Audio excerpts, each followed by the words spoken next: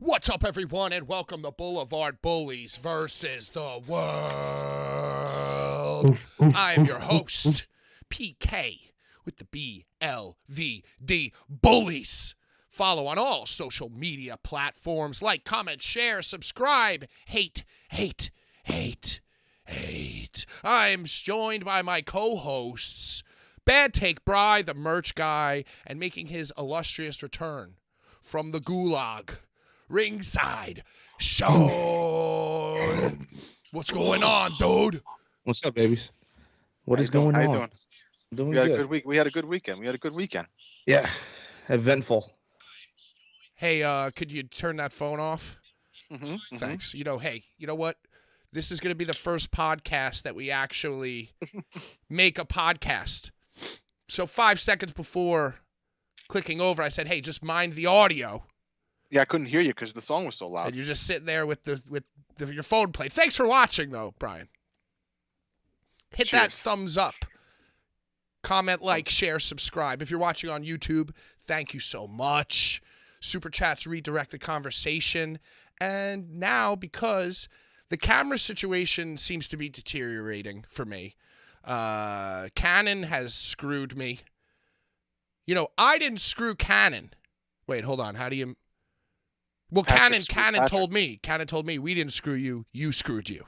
Right. You know what I'm saying? So You're a fucking paying customer. That's like rude. that's what I said. I Karened them out as best I could, but they said, hey, guess what?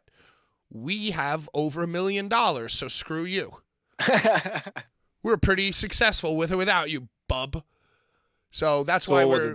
They didn't want to accept the repair. Dude, I told this to Brian last week, but I wanted to tell you because it's so outrageous. You know, I have like the step below the DSLR. I just have like a kind of handy cam, point and shoot vlogging type camera that I use for my webcam. Still was a pretty penny, by the way. But those cameras, they don't repair. They don't have spare parts for them. They don't repair them. If you go to an external third-party repair place, camera place, they just say, oh, we got to check with Canon. But like those cameras, they're just built and never thought about again. So the fact you just have a really cool Fuji disposable. yeah, that's what I should. I wish there was a disposable webcam that I could use. It's ridiculous. But so yeah, it's basically a paperweight right now. You know what I got to do? I got to find a guy like Bald Steve. I got to find like a repair place where the dude is like a total nerd and wants to like Chinatown, dude. Why don't you just bring to like those iFixit places with that fix phones? Yeah, I need them to like solder something. I Why need don't you go to Best Buy, like the Chinatown? like the Geek Squad. Why don't you bring it to the Geek Squad? Sean, I think you're right. I'm going to There's go a to spot Chinatown. off of East Broadway on the F train. It's on going towards Canal. It's on Canal Street. They fix vintage radios, vintage clocks, everything vintage electronics. That's fix what I that. need. Cameras, so they fix modern cameras. I need somebody Yeah, who's going to so- like open it up and like really care about it and like do some soldering and maybe do some like testing and stuff. Yeah, you could definitely get that fixed. You just have to find a good spot, and the good You have spots are nothing to downtown, lose. the If old they school fuck ones. it up, it's already just a paperweight. So it's like, what are you gonna lose? Right, I'm paying with house money. You know what Canon said? They said, hey, they sent me an email that said the cost of the repair is $429, which is, by the way, like 70 or like 55% of the original camera's cost. It's already over Jeez. half. And then when I looked at the details of the repair, it just says replacement, refurbished replacement. So like they made it seem like it was $429 in parts, but the parts is just a refurbished camera. Yeah, fuck that. But if the camera doesn't have parts, how do you refurbish one? Yeah. What is a refurbished camera? Like what is They're a getting refurbished one that camera? was returned to them. Yeah, that like they fixed the overstock parts. or so something. They have the parts. It's all a scam. Yeah, dude, it's ridiculous. You know, I felt like when I worked at Verizon, Better company. when I worked at Verizon, I used to have people come in and be like, the new iPhone came out and they updated my old one and I lost all my, you know, like they're like the mainstream general consumer who doesn't really like know much, but they see a BuzzFeed article that's like Apple plans for obsolescence, you know, Right. and they come in waving their phone. It's slower. And I used to like roll my eyes at them, you know, like, okay, whatever. That's just how it is. Like, get a life, dude. But then that was me. I was that customer with Canon. I was like, you motherfuckers. So anyway, oh my God, as I throw my phone, now I need a replacement phone. So anyway, we're going all audio now. The video sucks. Thanks for watching on YouTube. But this will be our first actual podcast. Brian, you did the research. You're now Bad Take Bry, the merch Research slash sound slash research guy. Yeah. You know, I'm okay with that. I will be that guy. I will be You're the bad like, take man that will do the work to get our podcast heard. Ooh, I like that. finger snap. Fire. So yeah, so you could watch on YouTube live Tuesdays 7 p.m. to 9 p.m. Or now you can find it available on all. Where do they say on podcasts? On Westwood One and all participating podcasts. And where you've listened to your favorite All podcasts. streaming platforms. Yeah, so look at us go. Let's go. You guys Run had an eventful Run it. weekend. You had like a little bro trip, bro time. Dude, I drove so much, and it was awesome. We were in the Sister Act van. Sean, how good did I drive? He drove so smoothly. I drove like a little smooth guy, dude. Yeah, it was very smooth. I was like, "Wow, Brian, you do this every day." He was like, "No, I don't. I don't drive every day." I fooled you. That you did. So you guys were in the Sister Act van. Yep, Sister Act. Back, Sister Act 2 back in business. He got the van that took them to the contest. So this was in the H2O Center at Williamstown, New Jersey, ICW 40. No. Nah, it wasn't. That was not the H2O Center. What, it was the China Buffet Annex? It was definitely like some weird place. It was in some industrial like warehouse setting type place where it's like The a bunch of big entrance- buildings. The entrance was past a big grass puddle. Yeah, it was very different. I've never been to such. It was a warehouse. That's what I say. It was the Super Crazy Wrestling Academy. There you go. That was the name of the spot. The Super Yeah. Crazy Wrestling Academy, parentheses, no affiliation with Super Crazy. It was No, hot. not one. Not one. Yeah, that's Super Crazy the Wrestler. This is just an extremely crazy wrestling school. Yep. Yeah, you know, actually, now that I think about it, the clips that you guys were sending and showing, I thought, because it was just all black brick, I thought that H2O, like, took down the banners or something. Nah, I thought it was in the H2O arena, but Brian was They're like, go- no, sir. No, that's what they're going to be doing for the WrestleMania weekend deathmatch lords. They're doing like a interweaving of Chains and H2O. Chains are going to be at H2O, and then H2O is going to be at the Chains. Nice. At Classic H2O. cross promotion. Mm-hmm. You know that meme where the guy's holding hands with his girlfriend, then he looks back at the other? Mm-hmm. You could be like indie wrestling promoters building your own talent, and then he's looking back and say, cross promotion? Cross promotional? But who doesn't love a promotions? Like, yeah, no, it's so sick when it happens. Yeah, but on Like, the when it- indies, when it everything's a happens. cross promotion now. Nobody's really No, like, it's always, but it's like always like an unspoken beef. I feel like it's always like an unspoken beef. yeah, you just have to pick which wrestlers are going to wear which shirts from which companies, and you're good to go. But whenever someone wears a shirt from another company, they're the heel, no? Right, but And then the opposing company, yes. and then you It know, always makes them the heel. So it's like that's like the beef. There's always like a beef. in wrestling there But are a now- lot of liars. There are a lot of people who are dishonest. You know, there are a lot of wrestlers who will lie right to your face, say that you're having a friendship, an alliance, then break that alliance just to get to the top. And the only way you look into a wrestler's eyes, you're standing in the ring, you're looking in their eyes, you can't tell their true intentions. It's like Sami Zayn. You can't tell their true intentions. The only way to tell a wrestler's true allegiance is by the shirt that they're wearing closest to their chest. You know? So, like, if somebody's wearing an H2O shirt, boom, rip it off. ICW. That's how you know. That is how you know their true intentions. The only way. Every wrestler, it's their weakness. Whatever shirt they're wearing, that's their true. That's like Kurt Angle last night. Dude, oh, let's get into that too. I want to hear more about your ICW 30. trip, but let's take a quick sidebar. Raw 30 was awesome, dude. Do you guys It was- concur? I would concur that dope. it was highly enjoyable. Some weird things, some notable things, I would say. All right. Well, I want to get to that, but I could make a blanket statement that I was sitting around watching Raw last night. First night with no Monday Night Football. So it was like perfect. And I bet you WWE knew it was perfect too, cuz the actual 30-year anniversary is like earlier on in January, second week. And so you think it's purposely done for ratings? 100%. They probably looked at the calendar and they were like, okay, sometime in January, we're going to do Raw 30. Oh, wow, this is the first Monday without Monday Night Football. Boom. Raw 30. We're pulling out all the stops. Undertaker. Brock Lesnar. It wasn't a coincidence. I hate that goddamn MAGA Brock. All right, so speaking of MAGA, tell me about your trip to South Jersey for this.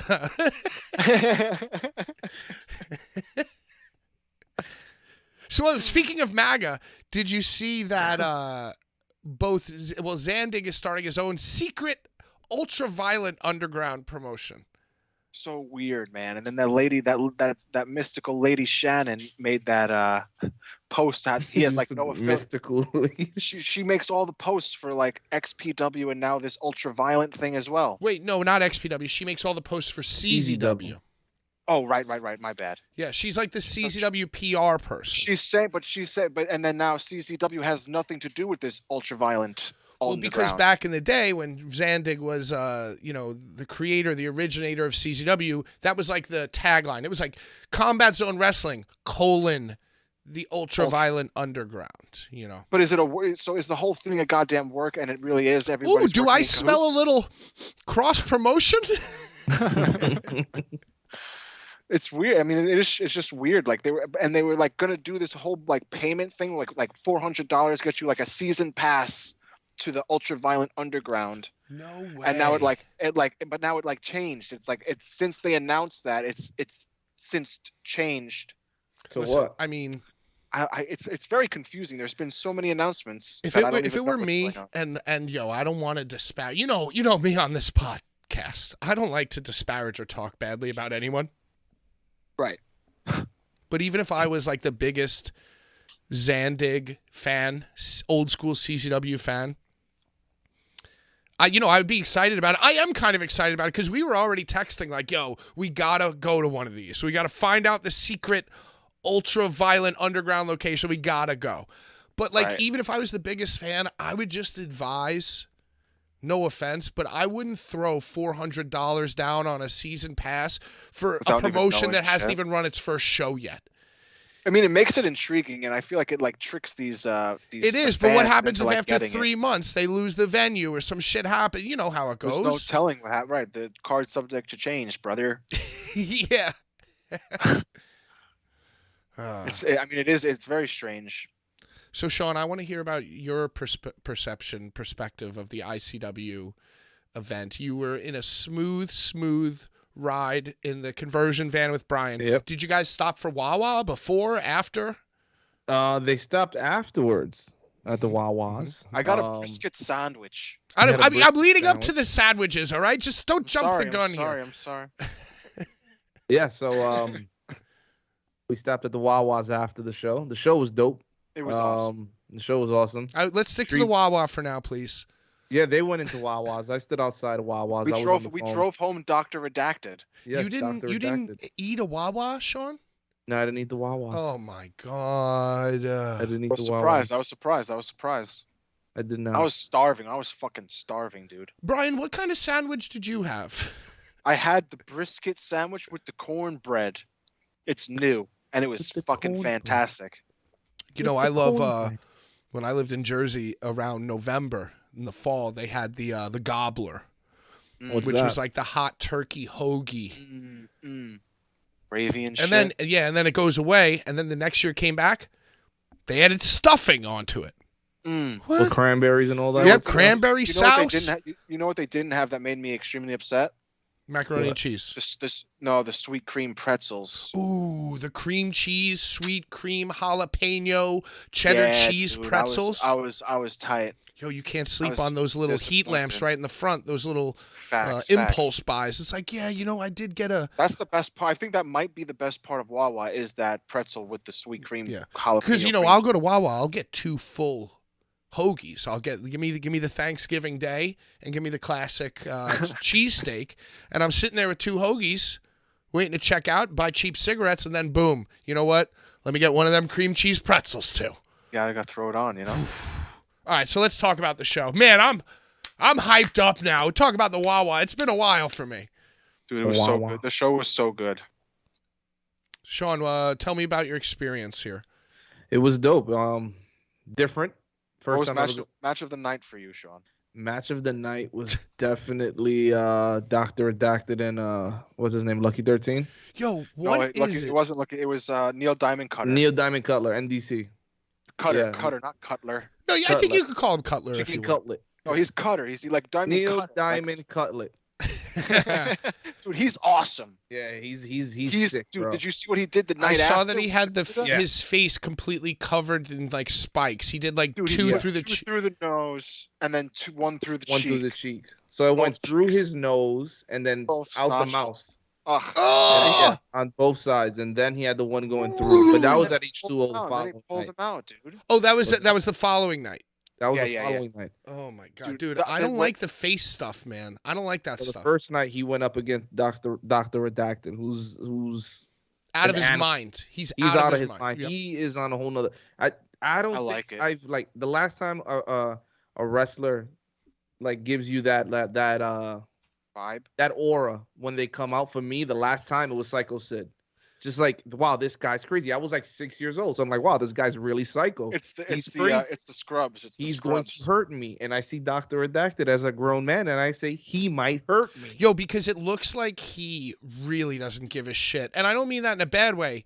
Like he puts some like real pop and electricity behind like what he's doing. No, dude. But then he does the funny. Dude, he hops on the commentary. Yeah, he starts like bullshitting with struggles, and then the other wrestler will come and then they'll start like bullshitting with each other, and it's very funny. Yeah, not many wrestlers. The first time I encountered him was in Tampa during Mania weekend, and he was the Cube Man still. So he came out with Cube. Dr. Cube. He came out with the cube on his head, and I was like, it was like pre-death match, which is where the scrubs come from, by the way. He was still doing death matches. He went up against JTG in a death match in Tampa in the middle of the street. Dude, I remember that, and there was one because he had all his like minions come. Yes. And there was one minion who swung a tube like way much harder, way too hard than you're supposed to, and dude, instant like tube of blood on JTD's back. Yo, I guarantee you he's got some scars from that. Wow, how you were there? I watched that. Oh, bro, that was wild. And then Cass came out. That was a wild show, but that's the first time I encountered him. Since then, now seeing him, I'm like, wow, this guy, like you said, Pat, he has such a spark behind him that it's like everything that he just delivers is like, I want to pay more attention to this guy because it's like it's entertaining. He wrestles entertaining. Yeah. He's from Center Reach, Long Island. Did you know that? He's a Long Island boy. Yo, so and he's from the hardcore scene. I actually know. Did he train at NYWC? No. I don't know where he trained. But yo, check it out. The first time I saw him, Brian, you were there. It was for the Cass Great American Trash July 4th show, and he wrestled as the American Beetle. Oh, right. That was so fucking Sean, Dr. Redacted. Dude? He was dressed like a Power Ranger villain, right? Oh, you just blew my mind, man. And I remember, and he was standing. I wish I knew that. I fucking drove him home. I could have told him that I fucking was there for that. So we're standing there, and it was, I think it was a 3-way. It was like him, Puff, and someone else. Wasn't it the hot dog? Was it Puff, Hot Dog Starks, and American Beetle? Yep. Dude, and so I was refereeing back then.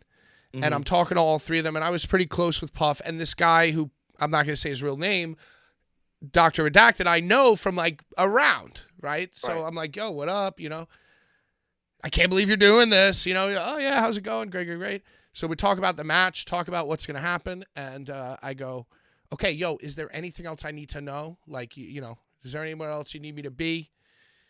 Because a tope or something, maybe the ref gets knocked down and he helps as well. Stuff like that. And they go, nah. And dude, I'm telling you, there was like a scaffolding. Brian, you remember this? There's like a scaffolding. It was the craziest match of the whole night. There was like a van. There was like a vehicle, and they climbed on top of the vehicle. No, it was like a vehicle to like a classic light rig, and the guy monkey bars across the light rig. A Dr. Redacted, but with like a 3-pound fucking like head Costume. on. It wasn't like a mask. It was like a mascot head. Yeah. And dude, and he goes and he like swings and he goes to like I guess senton the other two guys.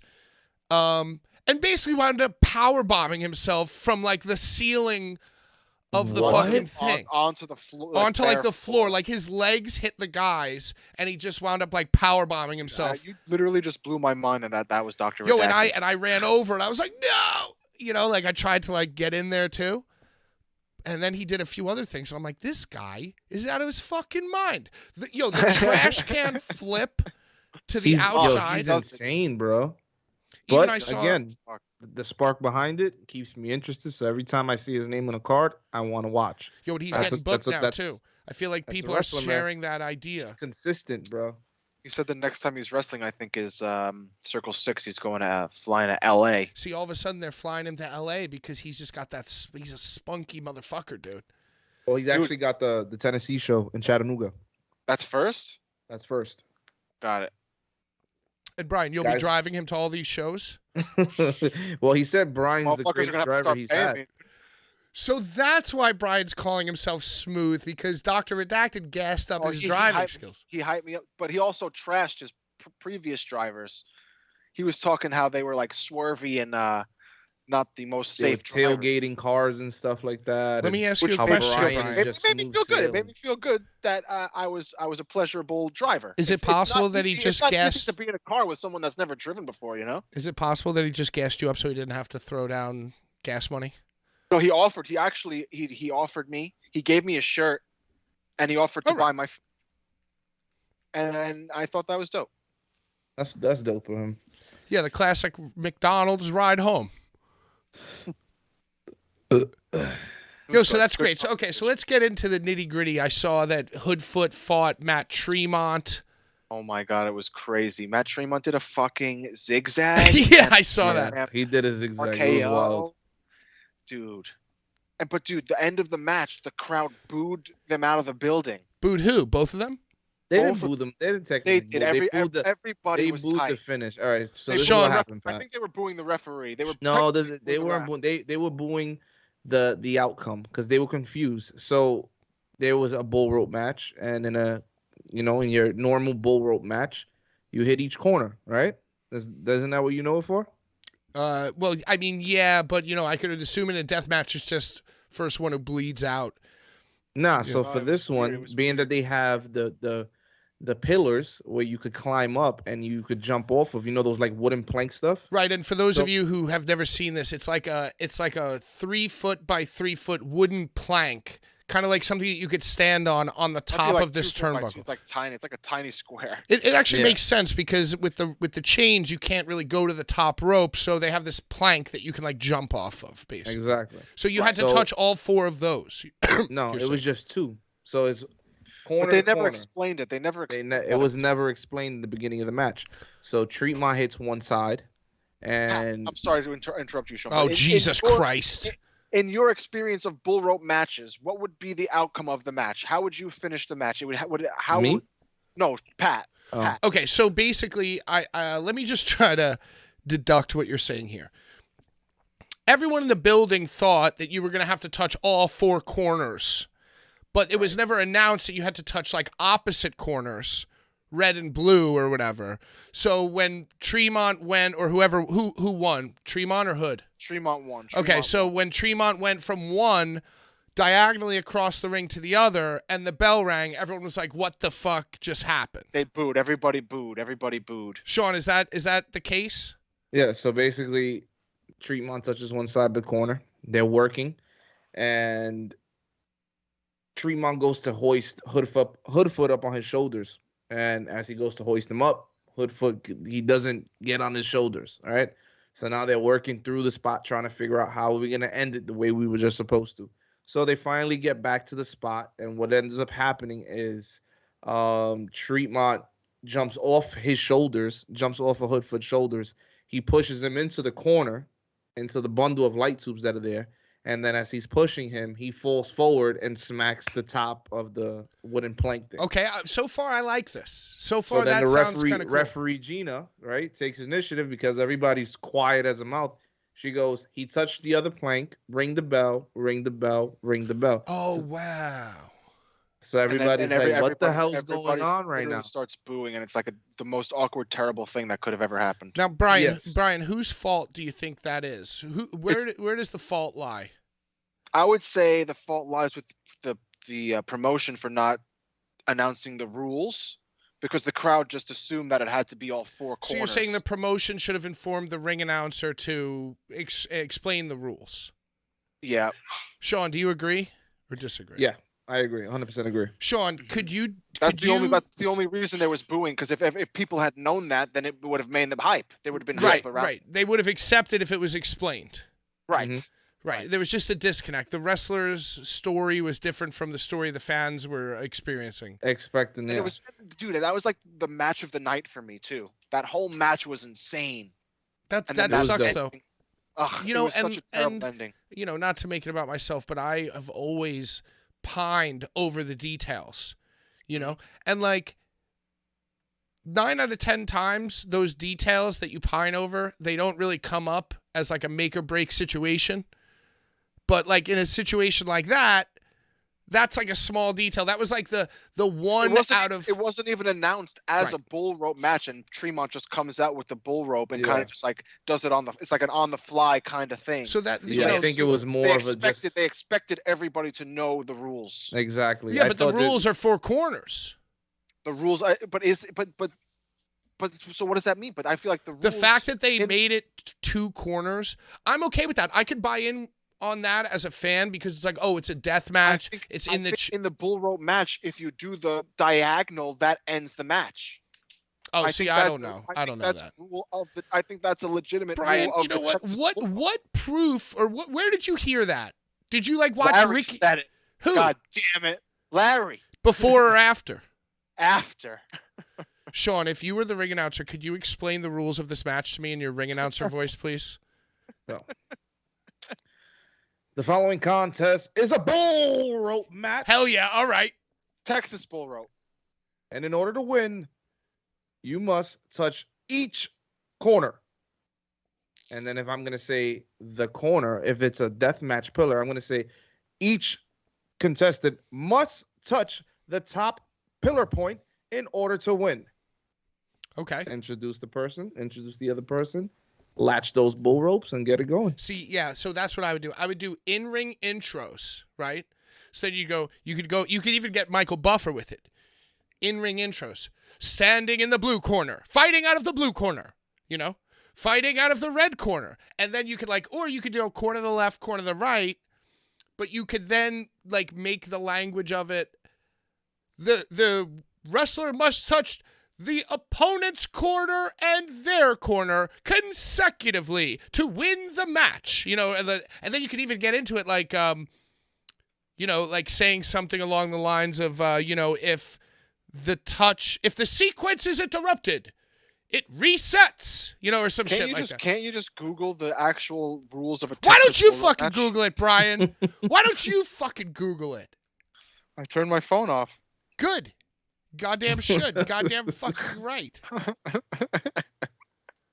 What else happened? I think it would throw anybody off, especially with the bull rope match being in the chains.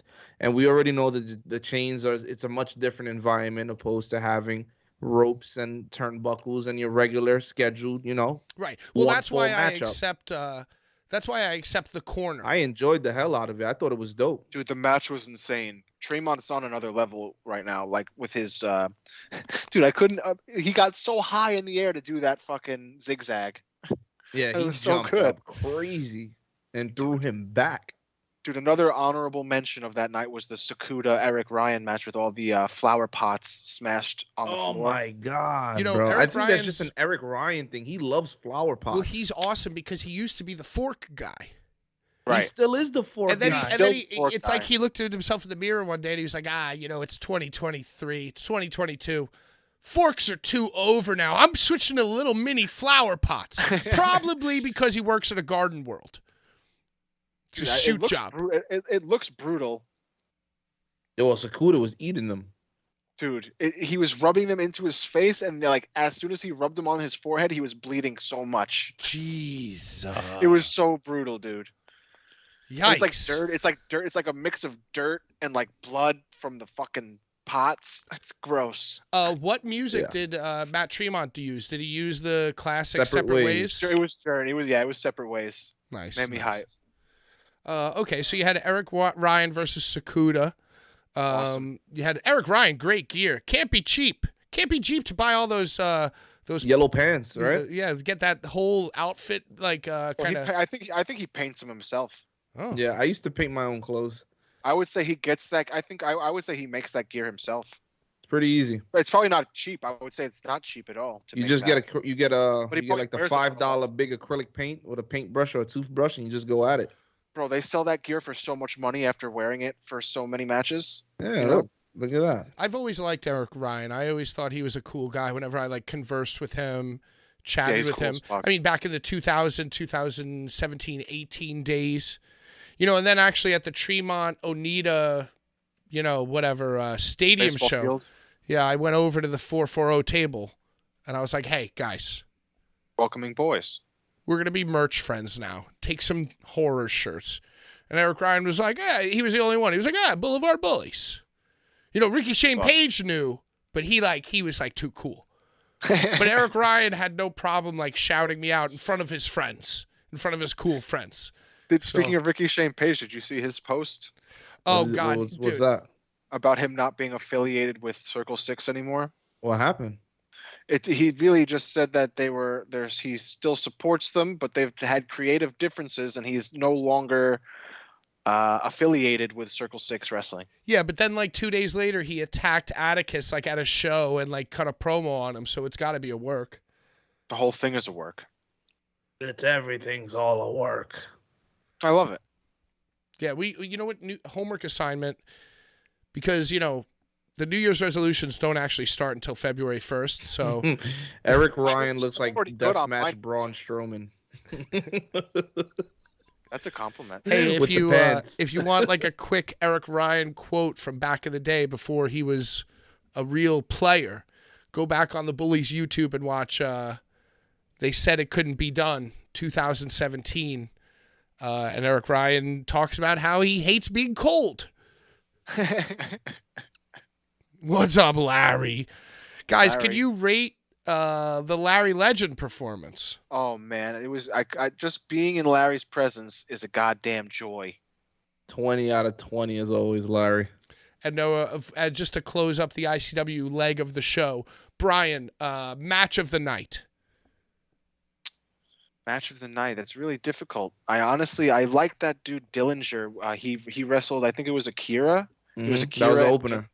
Dude, that match it was really awesome. I like that was Tommy Vendetta. No, Vendetta wrestled Crowbar. There you go. Vendetta and Crowbar. Crowbar in the chains. Dude, you love to see it. Crowbar used fucking glass for the first time, and it was so funny. He broke character for a second. He made a smile and said it felt nice to use tubes. So what was your favorite match, dude? Was that what you said? The Akira match, the opener? Dude, I have to go Hoodfoot Tremont. Even though the crowd was idiots and they booed the ending, it was still an incredible match for me. Yeah, it was dope. I got Neil Diamond Cutlet and Dr. Redacted. I saw, just to get back real quick, man, I hate to give the American Beetle, Dr. Redacted, his flowers, but it's undeniable. No, you got to throw them at him when you see him. He's also he's just a super chill guy. Driving him home, he was just very humble boy. Yeah, he's like a New York hardcore kid, dude. And yeah, we bond he was a New York hardcore. We bonded over the music and shit, driving home, and I appreciate it. He's dope, and just to get back to everything he does has an aggression. It's almost like NFL. Certain running backs can produce by just going about their business, and then there are other ones who run angry. That's a certain term, they run angry. Dr. Redacted wrestles angry, dude. Right, it's like Ultimate Warrior, just fucking. And I saw that he had he put the tubes in the shirt and did the guillotine stomp. Ridiculous, bro. Yo, but so at the end, and even Tremont, you see how Tremont swings the tubes, pop, pop. Dr. Redacted, he shot them legs out at the end of that stomp. Like he really man went don't after play, it. bro. And I feel like his vibe is almost like, yo, I'm Fit Finley of deathmatch. I'm gonna fucking lay it in, and you do whatever you want to me, but right back at you, dude. You know. And Facts. it's like, oh well, who's gonna say anything? You know, because the guy's like a little fucking Wolverine, little hairless Wolverine. And again, Yeah, the fucking comment Redacted definitely wants when he to hops smoke. on the commentary, not like I'm surprised more wrestlers don't take advantage of hopping on commentary during their matches. That's a very funny thing to do. Well, it's also something that you have to, I guess, work towards. You can't just run up and do it. You know what I'm saying? Like, no, who else? Nobody does it. No, I feel like nobody. Like I feel like The Rock did it, but like who else fucking You does No, gotta it? but be I feel over. like as You a have to be fan, over. yeah, as a fan, I feel like you don't. I don't know if you necessarily need to be over, but you better be ready because I feel like You have to be able to speak. You have to be able to speak and know what you're going to say. because the only people who've done that are like The Rock and all the icons of the world, you know. So I it's can't like, even think of anybody else besides if you're The an Rock that have- indie that guy popped and you're up. gonna grab that headset, you better be ready to like really get yourself get Dude, it's get really the point fun. get the point over, you know, get the point Have you across, watched- you know. Have you watched him do it? It's I really have funny. not. They I like have start. They start. It's like they're like talking to the announcers and like you tell him that I'm gonna fucking beat the shit out of him, and then the other guys you telling him you tell Mhm. him that I'm gonna bop bop bop bop. It's very funny. It's very funny. Well, I and you enjoy know, they do that in WWE more and more. I think that's one of the positives that came out of the COVID era. I think Bailey was the first one who started it because in those empty arenas, you could just hear Michael Cole, right? So Mhm. Bailey, even from the ring, was like yelling at Michael Cole Shut up, She Michael was Cole. right. That's because you very could like funny. but you know what? That was such a genius move because you could, you know, it's like Feed hey, the crowd. yeah, you could hear them. You know, you could actually hear them. Everybody at home knows it, so why not lean into it? And they're doing it now. Like Rhea Ripley will be like walking around ringside, and Corey Graves or Byron Saxton or whatever will say something, and they'll like snap back at them. So like there is a nuance and a flair to it. But yo, I'm just saying to grab the headset, like when The Rock grabbed the headset, the first person to grab the headset, they didn't need to be that cool because it was just cool enough that they did that. Right? It was just cool in essence because no one's ever done that before. But Yeah. now that we know and we have our memories of The Rock and all the classiques doing it, if you're on an IWTV show and you're going to grab that headset, yo, better be ready to like be awesome. Make it Yeah. worth it. Because if not, just as a snarky wrestling fan, my first thought is going to be like, fuck this guy.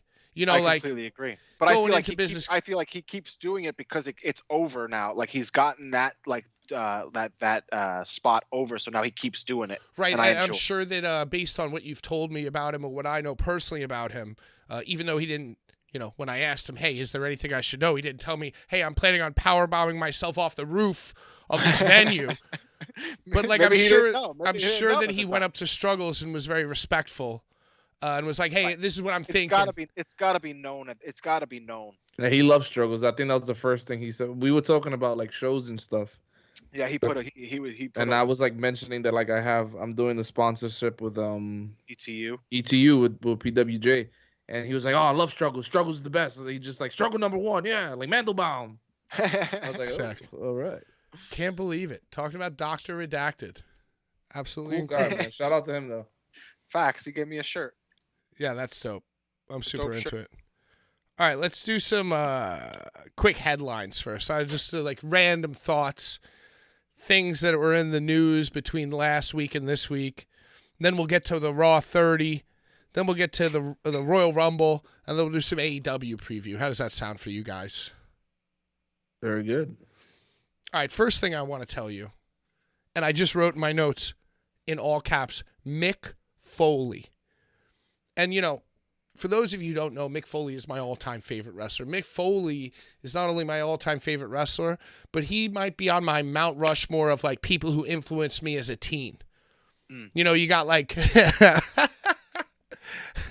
I'm gonna make this up. You got, like, Jerry Springer, Fred Durst, Mick Foley, and Tom Green, you know? Mm-hmm. Or whatever. Those are highly influential people. But you know what I'm saying? Like, Mick Foley transcends.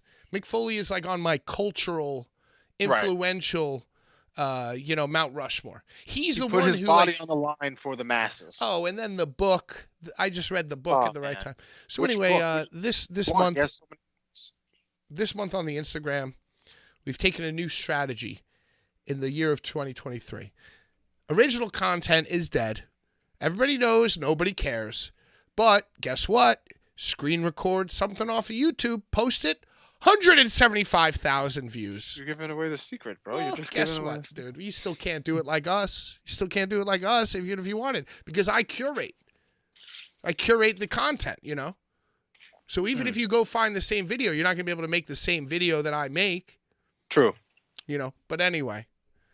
So this month, by the way, Blvd Bullies is now, because of this theological shift in the Blvd Bullies thinking, the Blvd Bullies are now approaching 1.5 million views just in the month of January. 800,000 800,000 impressions. How many t-shirts did we sell? 1. But doesn't matter. January we sold at least 4. The people bought like 4 that's Vince true. shirts. That's true. That's still the same month, Brian. Yes. God bless Vince McMahon, dude. We got Vince McMahon news coming up. But anyway, you know, I basically, every day, I would pull up the Royal Rumble Wikipedia, and I would see, like, what dates, what Royal Rumbles happened, and when Royal it was Rumble the 2000 exact... changed Larry's life. And when it was the exact date of the date that I was looking, I would go on YouTube, I'd find a clip, I would find what I liked about that Royal Rumble, and I would post it about a Royal Rumble memory. We've been doing Royal Rumble memories. Right. And, yo, I just realized today. So, yesterday, we did Royal Rumble 2000, which was, who cares about who even won that Royal Rumble? It was Mick Foley as Cactus Jack versus Triple H in the street fight. Where, by the way, nobody took a pedigree like Mick Foley, dude. He never unhooked the arms. Dude, face first. Face plank. Face first. And, yo, face at that plank. match, Royal Rumble 2000, he face planked into thumbtacks. He had him in his goddamn face. Man, he had him in his little face. Yo, we can get into that match because they obviously swapped out the barbed wire. Triple H obviously used a little bit of a blood packet. Mick Foley might have even used a packet or two. I remember Triple H having a serious leg gash in that match. Right. But then Memorable today's leg date. gash. So that was January 23rd. Today's date, January 24th, that was Royal Rumble 99. Where Mick Foley did the fucking I Quit with The Rock that traumatized his entire family. 16 headshots. Dude, so I was just thinking about it. It's like, yo, June 98, Hell in the Cell, right? Right. 6 months later, Royal Rumble 99. But even in that Royal Rumble 99, he was doing like the last man standing match with The Rock. He was not, that wasn't the only match he was doing. The I Quit one. He was doing a lot of stuff in between. He was doing a lot of stuff with The Rock smashing his little head. Yo, and then so he does Royal Rumble 99, which is one of the most iconic and like visceral stories ever told. Right. And then he follows it up with Royal Rumble 2000.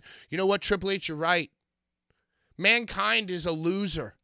I don't think that I have what it takes to face you in the garden at a street fight. So I'm bowing out of the match. But in my stead, you know, and by the way, this goes back to the t-shirt. Oh, man. Because he was wearing the Mankind, but then he unbuttoned like Superman. Mm-hmm. And he's like, but I think you know the guy. His name is Cactus Jack. Dude, I'm getting chills just even fucking saying that.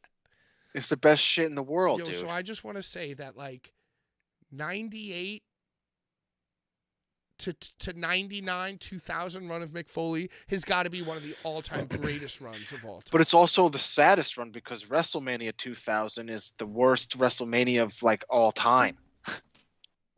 Yeah, but he was shot. That wasn't his fault. He got paid big bucks to come back after No Way Out. It's such a sad thing. And he had this stupid little short haircut. Well, that was like 2000. That's when he came back as the commissioner. He had like the Uma Thurman. It wasn't even like the buzz cut. It was like the short cut. He had a bob.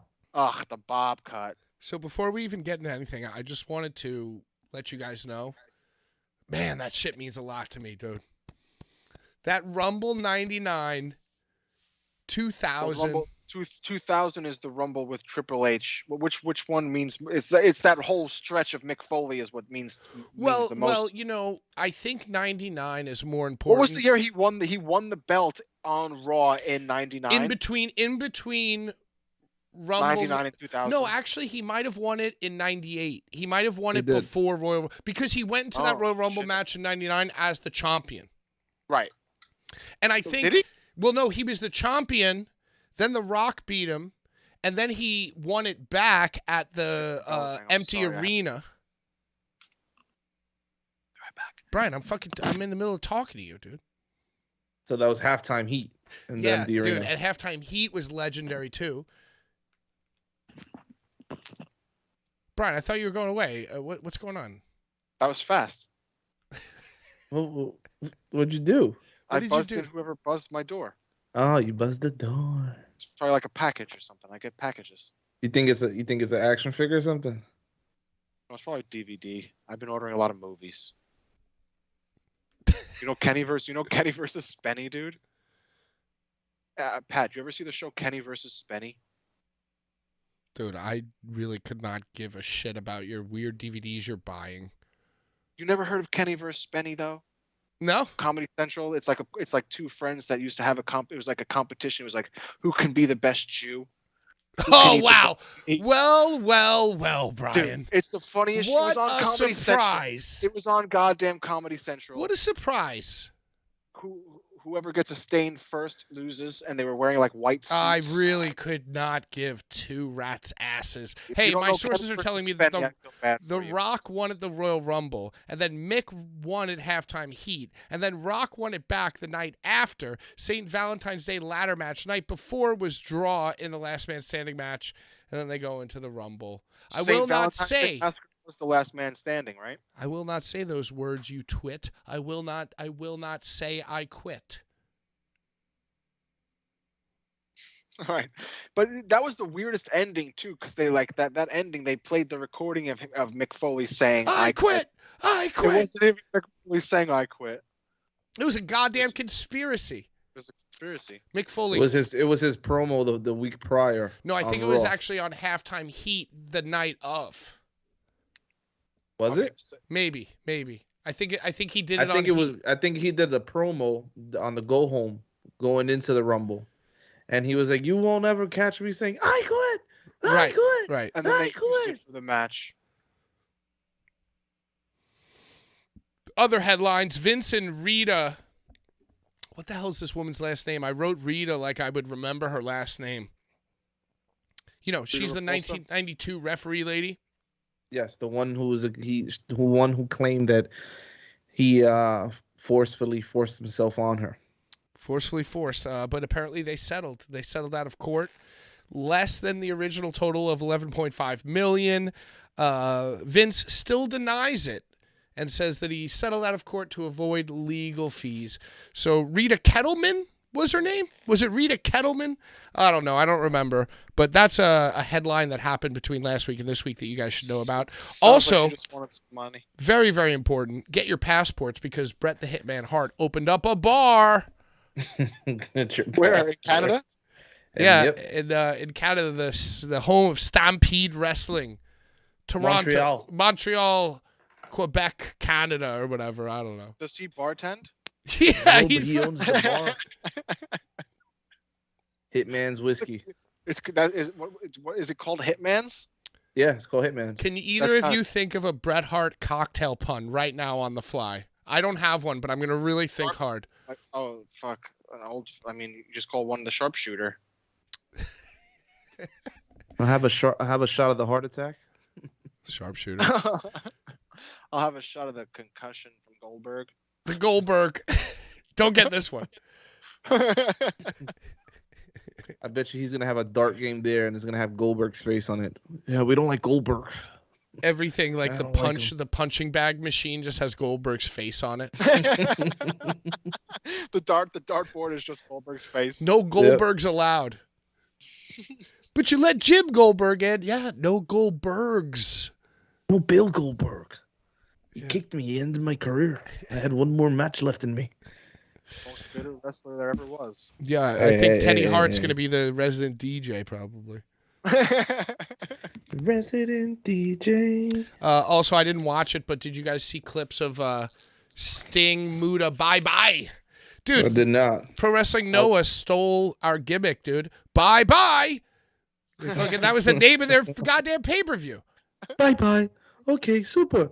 Take care now. Technically leaving. Is there a more Japanese name for a Japanese pay-per-view rather than bye-bye? Bye-bye. So yeah, it was like Sting and Darby versus Muda and Hayabusa. No, not Hayabusa. Oh my god. Yeah, back from the dead, dude, rolling around. Hakushi. Jun Kasai? No, I don't think. Who's the wrestler? Speaking of Bret Hart, this guy Hakushi wrestled Bret Hart. He had a whole. Jun Kasai. No, it wasn't. It wasn't completely bald Jun Kasai disguised as Hakushi. It was Hakushi. What was Hakushi's real name? By the way, yes, Bye Bye is a McLaughlin Group reference. Actually, it's not a reference. We're not trying to pay homage to the McLaughlin Group. Just something I grew up watching, so I just thought I would steal it from them, and nobody would realize. But now, Adam, you are banned from the YouTube comments. Please do not expose where I steal my ideas. Bye-bye to your future as a Blvd Bullies friend. No, I'm just kidding. Was Jun Kasai on the show? I don't know. Doesn't matter. I don't think it was. I think Hakushi. Kenzie Shinzaki. Oh. So it was Kenzie Sasaki and. But his wrestling name is Jinsei Shinzaki. There you go. Jinsei Shinzaki. There you go. That's his name. I'm confused. Versus Darby Allin and Sting. Bye to me. Yeah. I mean, I saw him wrestle at Spring Break. Who? Hakushi. He fought Janela. Weren't you there for that, for Spring Break? Was it Spring Break or was it? No, he in Melrose Ballroom. No, that was Joey Janela Escapes New York. Escapes New York. There you go. Sorry about that. Yeah. That I did see that, actually. And that was Matt Riddle versus PCO. Yep. Sabu versus Nick Gage happened. Right. Sandman came out at some point. Also, that was the debut of Marco Stunt. Marco Stunt, yeah. And Larry called him Marcos. Marcos Stunt. He goes, Marcos. And then he's like, no, my name's Marco. All right, so before we get into Raw 30, which was the highlight of my week wrestling-wise, I know you guys road tripped. Brian did the buttery smooth ride, drove you guys, Wawa options. But my favorite was the Raw 30. But before we do that, I'm very, very excited because DraftKings has a free Royal Rumble pool. Do they? Yes, and I want to get your consensus. I want to get the chatters on YouTube's consensus, and we're going to all get into this together. Really, really excited. I thought, oh, man, maybe there's probably a free pool for the NFL weekend. Nope. It's only the WWE. This is phenomenal. What are you drinking? I can hear it. I can't see it. It is a I'm just smoking. Kool-Aid Jammers, 0 sugar, cherry. It's phenomenal. It was supposed to be Haku versus Nick Gage, but Haku went to Jim Neidhart's funeral. Teddy didn't and was on the show.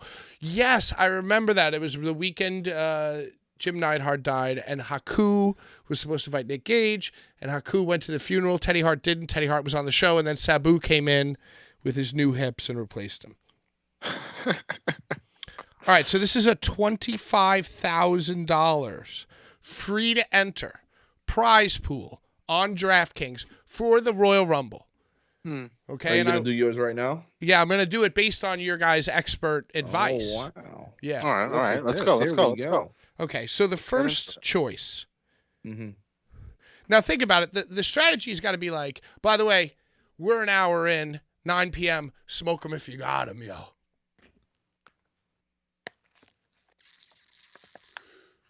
Drink your Kool-Aid if you got it.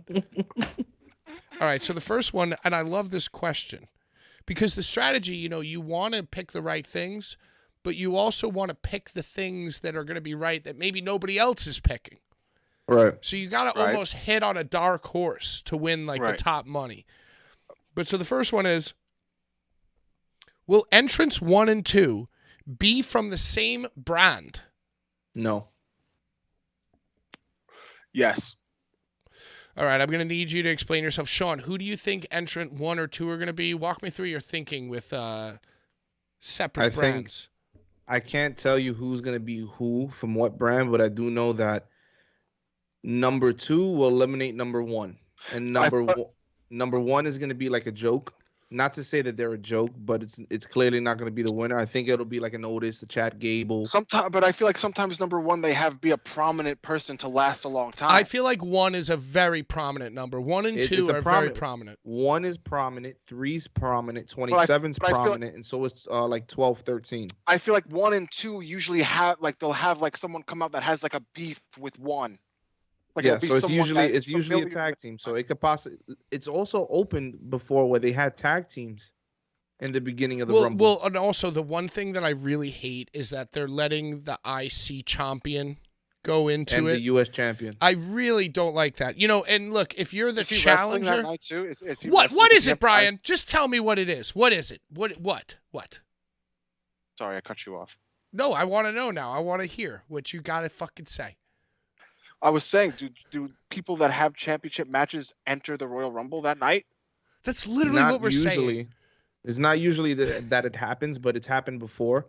It's happening this year. They're advertised. Gunther's advertised, and so is Theory. They mentioned Gunther. They mentioned Theory. See, I don't hate that maybe the challenger of the title match before the Rumble, who loses, can make their way into the Rumble, but I really don't like the champions being in there. It's happened. It's happened not consecutively, but it's happened every other year. Like I remember, like 95. None of the people.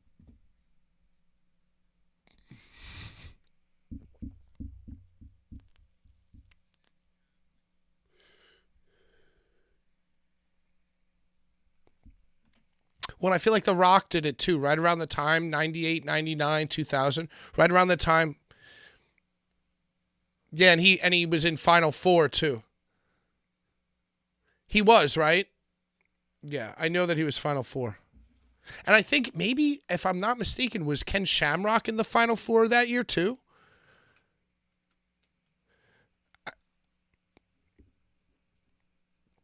And definitely one of those 3 years, Ken Shamrock was in the last Final Four.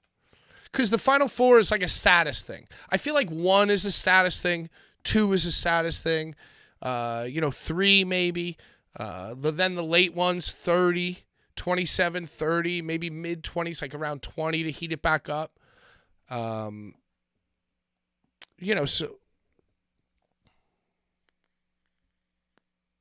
Triple H won that one.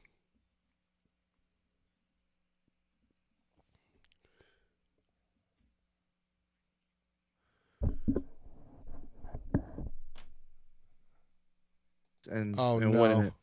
Yeah. No sound. I muted you guys. Sorry. No. You know what? It went off the rails. I started yelling at Brian, and then I clicked the audio. It's okay. Jeez, man. First podcast not going so great. I like it. Yeah, I'm sure you fucking do, Brian. Whatever. All right. So, you don't have Sean. You don't have any opinion of who are going to be the first and second. It's really hard right now. Come on. Dig deep in your soul and tell me, who do you think? Imagine yourself Saturday evening and the Royal Rumble starting and the first person to come out. 1. Austin Theory? Austin Theory. I'm thinking maybe like a Sammy. I say Austin Theory because there's no story being written with him right now. But he also has beef with Bobby Lashley, who the title was just kind of really taken from him because he had the match won last night. But Brock went and interrupted it. Now, do you think that the Brock, I think, is it going to be Brock and Bobby Lashley just in a match at WrestleMania. Like they'll eliminate themselves during the Royal Rumble, and then they'll just have a non-title match.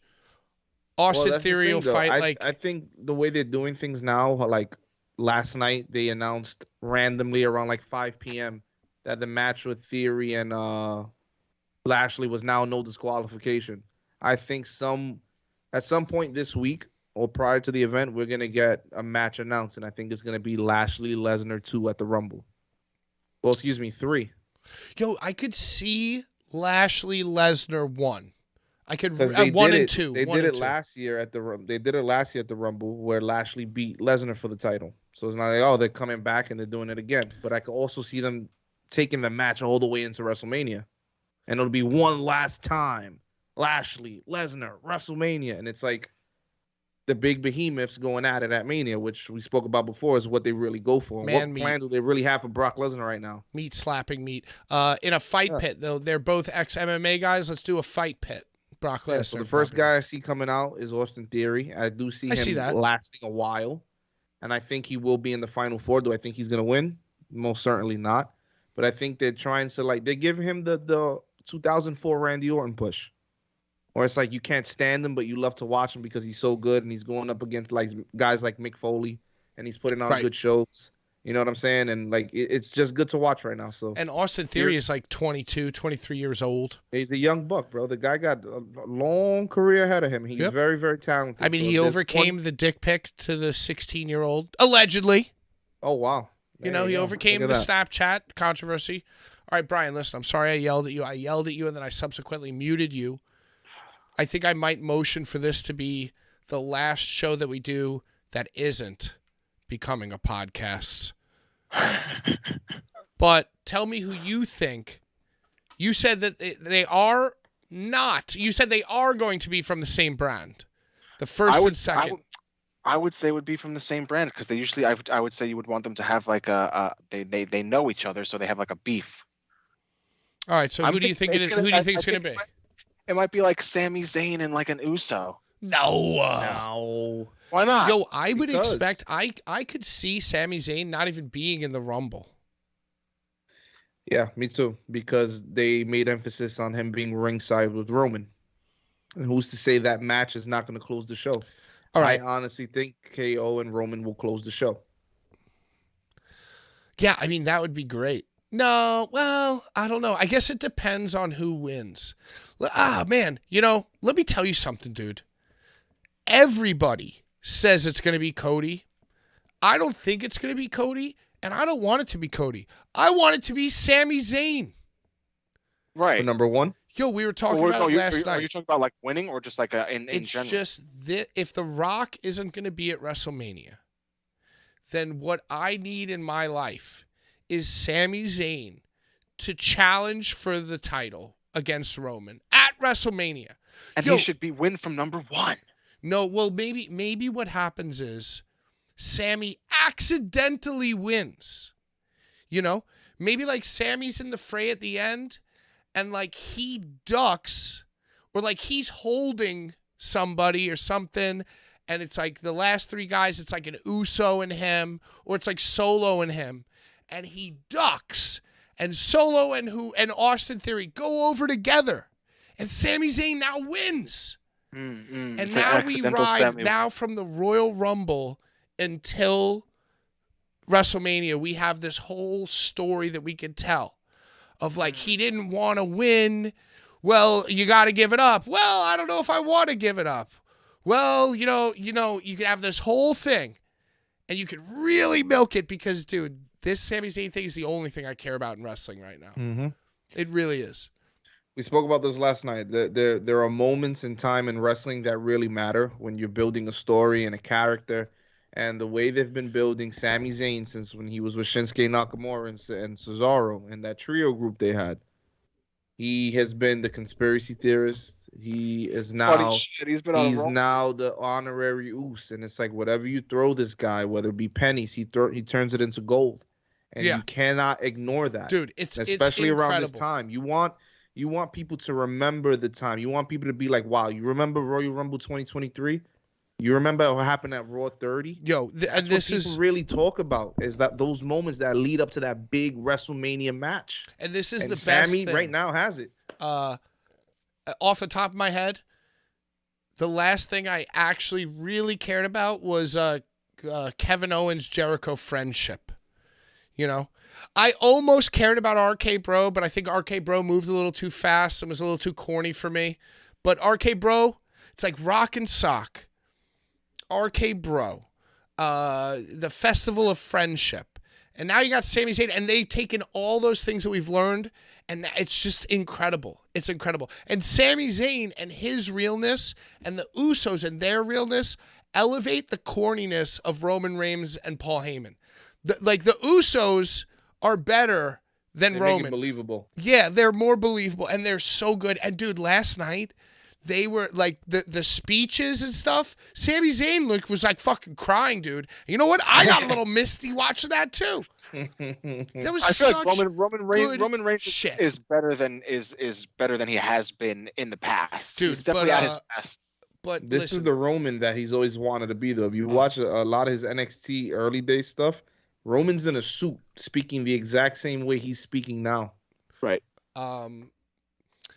If the Sammy thing hadn't taken off like it did, I would have said, yeah, okay, it's Cody, right? But I just don't think it's Cody right now. I think the Mania, I don't even care who wins the Royal Rumble. WrestleMania needs to be Sami Zayn for the unified titles versus Roman Reigns. With Kevin Owens in his corner or whatever. And look, if The Rock was going to wrestle, then okay. Let's do Kevin Owens, Sami Zayn for the tag titles. If they insist on Cody versus Roman, then I'll say, okay, fine. Sammy and Kevin versus the Usos. But if it's anybody else other than Cody, like if Rollins wins, I'm so mad. Like, I don't want to see them, like, I think they might do that. They might do like a Shield thing, you know? So let me ask you this, right? I have this picture. I'm going to show you guys. Now, when you see it, right, I want to know, where do you think this led to? Visual how did this aid. get to, right? How did this get here? Not how did the picture get here, but how did the person wind up in the picture and what's happening and why? All right? Here we go. Okay. So that's the so advertisement for Elimination Chamber, which is in the February. pay-per-view. This is the advertisement hasn't even dropped yet. Somebody who works in the factory that prints the chairs leaked the image out, which is of Sami Zayn in the chamber pod, and obviously it's in Montreal, Quebec, Canada.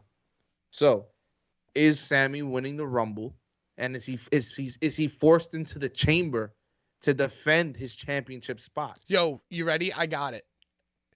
The Elimination Sammy accidentally wins the Rumble, right? Mm-hmm. They debate back and forth, blah, blah, blah. And then Paul Heyman, because as you saw last night, Paul Heyman already has it out for Sammy. So he goes, listen, Sammy. Shmooly. There's only one solution to this. You're in the Elimination Chamber. And, no, because I already wrote myself into a dead end. But I was going to say, Sami Zayn in the Elimination Chamber, just like you said, Sean, defending his Royal Rumble spot against people that Paul Heyman handpicked. I was then going to double down and go, oh, it's against all of the bloodline. Right? Wow. Like, but no, it's not. It's Paul Heyman's handpicked guys, and Solo is in it. But maybe not the Usos. Maybe not the Usos. Say that again, Brian. All it is also all Elimination Chamber is going to be as a number one contenders match. Right, like Roman doesn't wrestle. Roman doesn't wrestle, and it's for the number one contender. Sammy puts it on the line. That's usually what happens, though, is that the champion doesn't wrestle in the chamber. It's not for a championship? So sometimes they do. I feel like they have done it. The inaugural Elimination Chamber, Shawn Michaels won the championship. Well, so now this is the thing, though. So Roman's been champions for 2 years straight. So he has the Raw title, he has the SmackDown title. So back in the day, we would usually have 2 chamber matches. Now that leaves us with only 1. You know what I'm saying? So it kind of It's putting it in a way like we don't know where it's going, Don't but they it do a doesn't tag look like team one too? they used to do tag team ones, but they stopped because it was just way too much. But that's a whole nother story. Right now, it looks like Roman is just taking the fast break. Yeah. He's chilling, and Sammy's just trying to look back on his shoulders and protect his neck because everybody's after him. I would love that. I would love That's that. exactly what's happening maybe right we now, do the bro. championship match before the Rumble. Sammy helps out Roman, and they all hug, and everything's great. But then Sammy accidentally wins the Rumble. Then, leading into Chamber, you got like a few weeks, 4 weeks of TV, where you're leading into Chamber, 3 weeks, where it's like Paul Heyman selects guys. Now, maybe, like I said, originally I thought it was going to be Bloodline only, but nah. It's like Solo, Sheamus, Drew McIntyre, people like that, right? And it's Sammy, his Royal Rumble's on the line, and he somehow wins. And the stage is set. And then maybe if you really want to pivot, you could align Kevin Owens with him leading up to the match, or I don't think that's what's going to happen. I think it's going to be the Mania moment. Yeah, they the reconcile. Kevin Owens makes the save. Yep. So you have So weeks, I think it's you have Solo weeks and of, KO at Mania. Right, okay. And I think KO goes over crazy. Solo obviously shows the world that he can actually keep up and he can wrestle. Right? So KO gets his nice, cool Mania moment. That's not like with the Stone Cold thing, but it means more. And then at the end of the night, when our boy wins the gold, who comes out to give him the big hug? Yo, let me tell you something, dude. That'd be wild. I haven't been invested in WWE for a very, very long time, but like I want that so bad. And listen, That'd be wild. If like in Cody's absence, Sami Zayn has become amazing. I still like Cody somewhat ironically. Like I don't actually love Cody from like the core of my heart. I don't Mick Foley love Cody. But I like Mick Foley loves Sami Zayn. You know what I'm saying? Like yeah. Like wholeheartedly. So, yeah, like so like Cody, like at first I was like, oh, this Cody thing is a shit show. He should win the Rumble and he should be the guy. And it's like funny to me because he's so over the top ridiculous. But like Sammy is like in my heart, dude. Yeah, Sammy touches the part of your heart that struck you when you first became a wrestling fan because it's pure and you acknowledge it. It's the Mick no Foley. Pun intended. Yeah. You acknowledge it because you're like, wow, this guy gets it. He's great at it. He's entertaining and he's funny. He's lovable. This is why you invest yourself into wrestling because this is what you look for when you. That's my favorite wrestler. As a kid, Bret Hart was your guy. Obviously, you got a Bret Hart shirt on.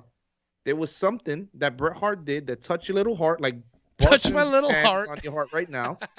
And you hold it near and dear. You're right. It did. So touch right my now little we're getting that again with Sami Zayn, and it's like it's been a while. It's true, dude. He's touching my little cold ass heart, dude. It's been a while. Yo, last night was crazy. I was like, oh, the trial of Sam. And then Jay put together his own video. He edited his own video. I got a video. I got a video too.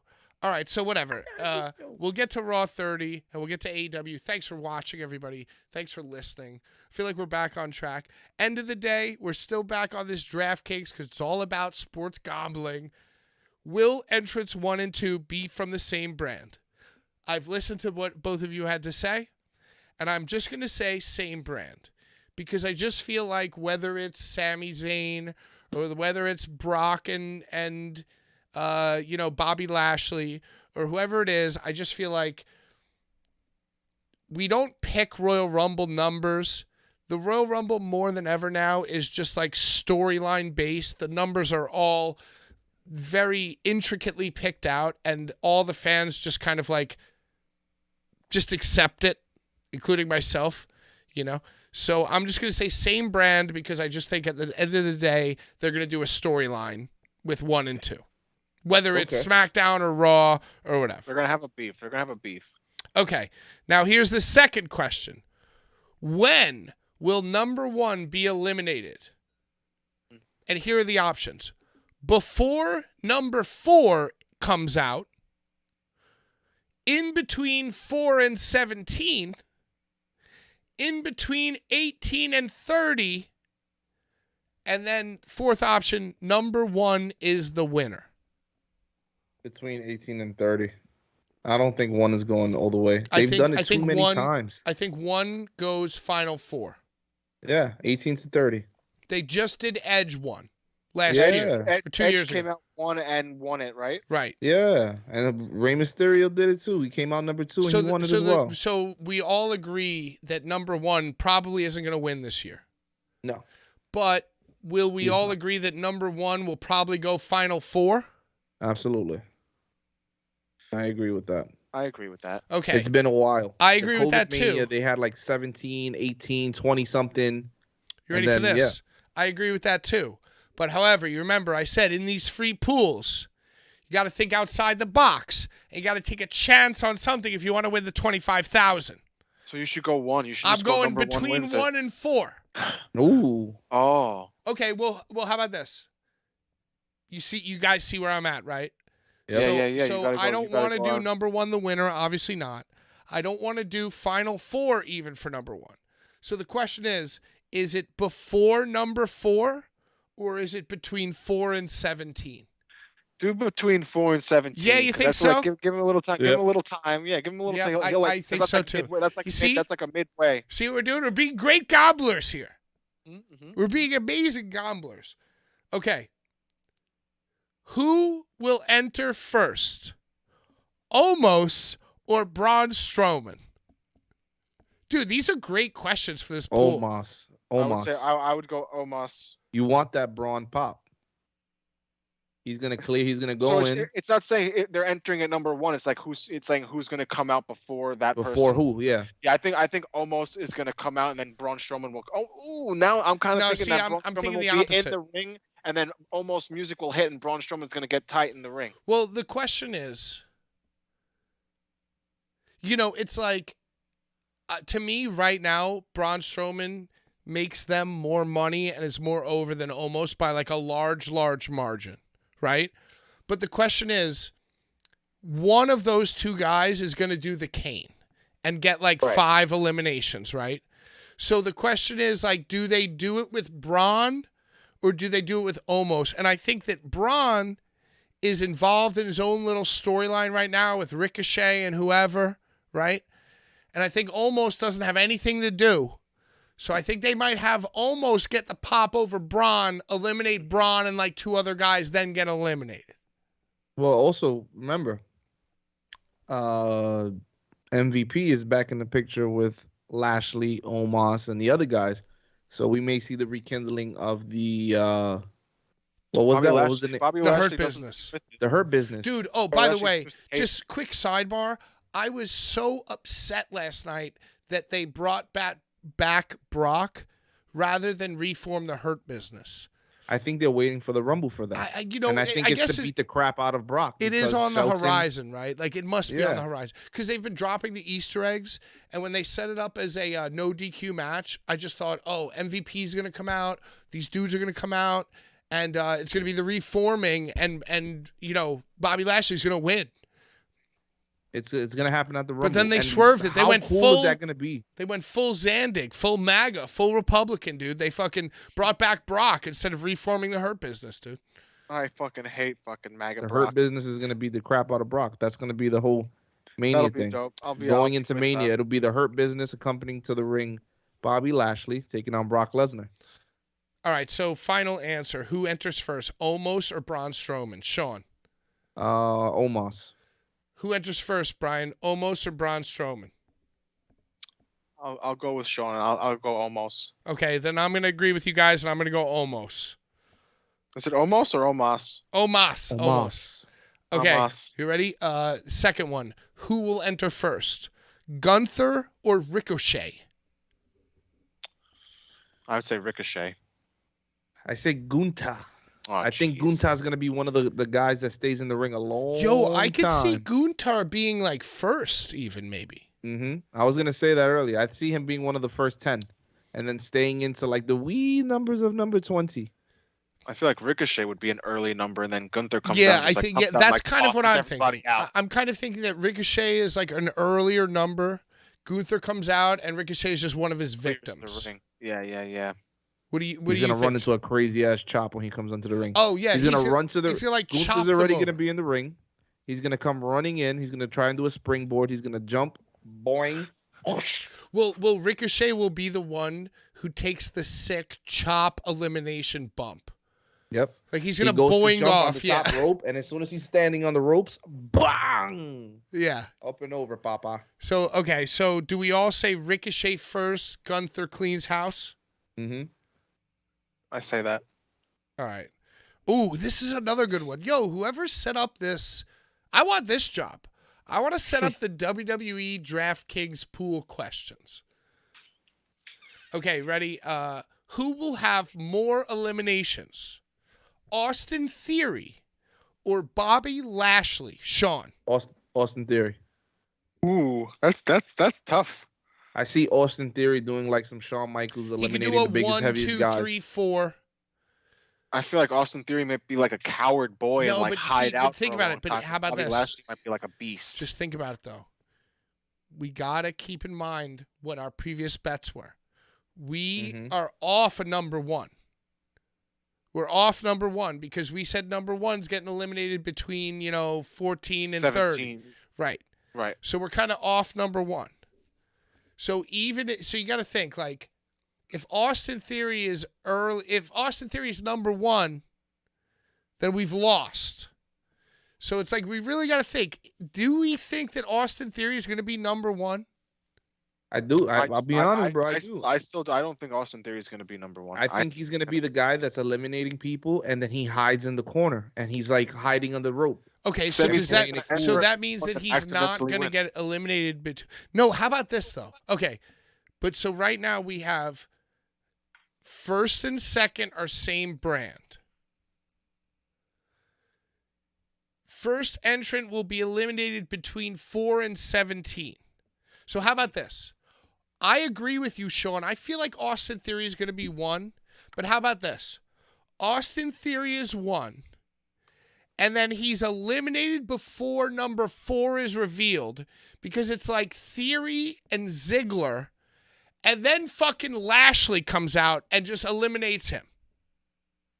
Okay. Lashley definitely has to eliminate. We got to Theory. think outside the bun here. He's embarrassed. He got embarrassed by Theory yesterday. I don't know. So that's the thing. We really before we hit this pool because we got to get all these answers right to win this 25,000. Yeah, I agree with Adam. Adam says Austin Theory makes sense at number 1.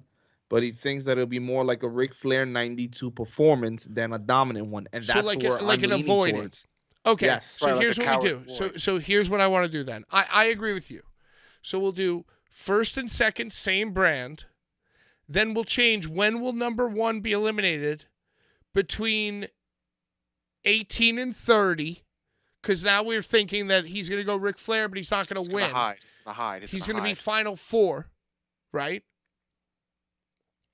I mean, the almost thing, whatever.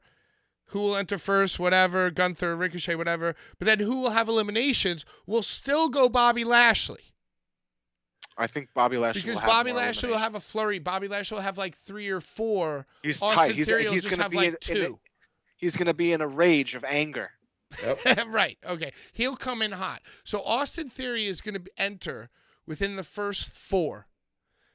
And he's going to last till... The end. Yeah, till the end. So basically we're going in, and even if it's not Theory, we're basically all agreeing that whoever is the first pick is going to last until the final 4. Yep. Yeah. Okay. I agree with you. I don't think they're going to make some kind of crazy thing. I think that's the drama. I think that's smart. Okay. Who, if anyone, will interfere in the Royal Rumble? Paul Heyman, Scarlett, MVP, JBL. Ooh, I love these questions. Yeah. JBL. That was kind of my first thought as well. Everybody else, I don't really see playing a big factor in the Rumble. I see them. If Sammy goes to number 1, I can see Paul Heyman coming doing something. Paul Heyman's Paul Heyman. If Sammy goes to the end, I mean. It's I'm sorry. Yeah, same thing last year. Paul cost Brock the title last year, so he could. This could be a repeating thing for him. And he hates Shmuley. But I also see Baron Corbin being eliminated and JBL being there for it. Right. And they'll probably give Baron Corbin the record for being eliminated the fastest. You know, if anything, I think that with the boy too. If anything, I think that MVP is going to be in the Rumble. You know, quickly. I think he might put on the fucking gimp suit and go wrestle in that Royal Rumble. MVP. JBL, I could really see. JBL is like kind of my front runner. It has to be JBL. He's on the camera way too much for him not to get a camera spot at the Rumble. So is Scarlett. That's a hard. But like she'll come out, but will she interfere? No, she's not gonna. She's gonna come out with him and she's gonna turn right back because right now, the triangle storyline is Rey Mysterio right now, right? And Karrion Kross, but at the top of that triangle is Dominic Mysterio, a feud that has not finished yet. Yo, you know what? Nah, but you've kind of now like your thoughts are very insightful, but now I have twisted it because I think that I don't think that Dominic Mysterio and Rey are going to interact at the Rumble. I think they're going to keep it separate. Maybe you might even have like a mini storyline of Rhea in there with Dominic. But I don't think that Dom is going to eliminate Rey. I think Rey's storyline is with Karrion Kross. So I think I might go, who's going to get themselves involved? I might go Scarlett, dude. I think maybe Scarlett fucks Rey. JBL maybe out there at ringside might be doing like some shtick. Maybe get on the commentary, whatever. But I don't think he actually interferes. I think Scarlett grabs a Rey leg. Well, does she like spit some mist? Does she spit some mist, or what does she like? What does she do? She tases. Does she tase now? I think she does something crazy. I think that Paul Heyman, no, because he's going to be used very vitally in the main event. MVP, no, because I think MVP is more with Bobby.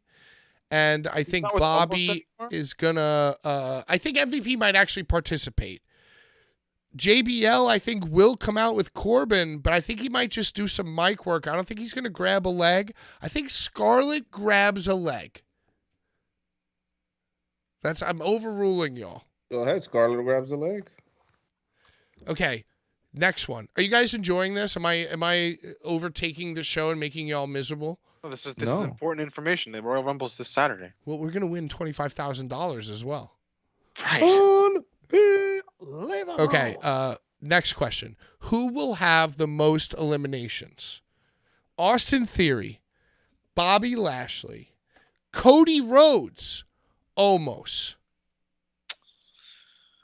I would say either Bobby Lashley or Cody Rhodes. Sean, what do you think? Cody. He's gonna have the most. I think I agree. I think I'm going Cody. It's been quite some time since he's been in a Rumble. Cody might enter number one. It's gonna be an old school Rumble for him. Like he's gonna be like there's some guys out there that go, guys and girls that go in there with the same mindset that a lot of these 90s and 80s wrestlers had going into like World War IIIs and Royal Rumbles, and it's like it's a brawl. It's not just punch. He's also he's like heavily advertised for that. I just had like a crazy thought though. I think we're giving Austin Theory a little bit too much credit, right? We're putting the 92 Ric Flair on Austin Theory, right? No, not necessarily. It's just like Adam said. It's like it's not going to be a dominant performance in the Rumble, but he's going to have minutes and he's going to have time. If you watch the 94 Rumble, you see there's the same thing with Shawn Michaels. It wasn't a dominant performance, but he was in there with minutes and time. So here's where I'm at with that though, right? Who, like you think about Austin Theory, think about Cody Rhodes. Who is more likely to pitch to the powers that be and then get approved? Yo, you know what? I just think I need to do Flair 92. I think Cody's a student of the game, right? Cody knows every Royal Rumble that's ever happened, right? So what do you think Cody, with his fucking coming back from an injury, think about Cody and what he believes in. Wouldn't he go and pitch, I want to do Flair 92? No, because like I think he'd want to go in there as like 08 Cody, like my first Rumble. and I want to make it make sense, and I don't want to be like anybody else. Like if you watch him in he's the only one that's had a Royal Rumble commercial every week, though. I feel like I think he might be. Yeah, but that's got to be a swerve. It's like too obvious. I think Austin Theory is going to be the one to eliminate him, and it brings me back to it's not going to be a dominant performance, but he's going to have numbers in there, and that's going to go with elimination and minutes.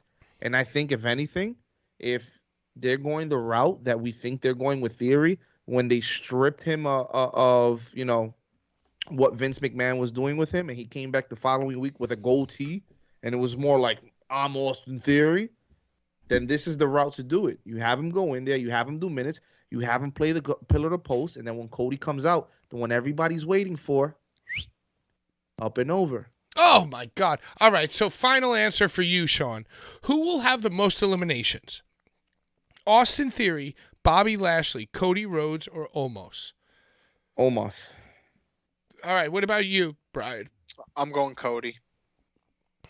Man. I'm going, dude, he's coming back from that injury. They're going to make him a super boy. I'm telling you. So what I think it is. He's coming back strong. Cody Rhodes is not coming back strong. But Brian, do you think he's going to win?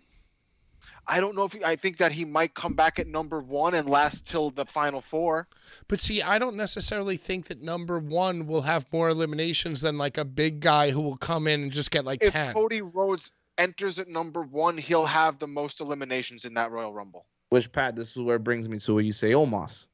I see Omos coming in like a number after 10. Everybody's still in the ring. Nobody's been eliminated yet. Here comes Omos. Right. Throw 6 people out. Because you have you have several waves of big guys coming in. Exactly. Yeah. So he goes and he clears house of everybody. The last person he throws out is the big one, Otis. So now he's there waiting. Guess and like what? Braun hits him.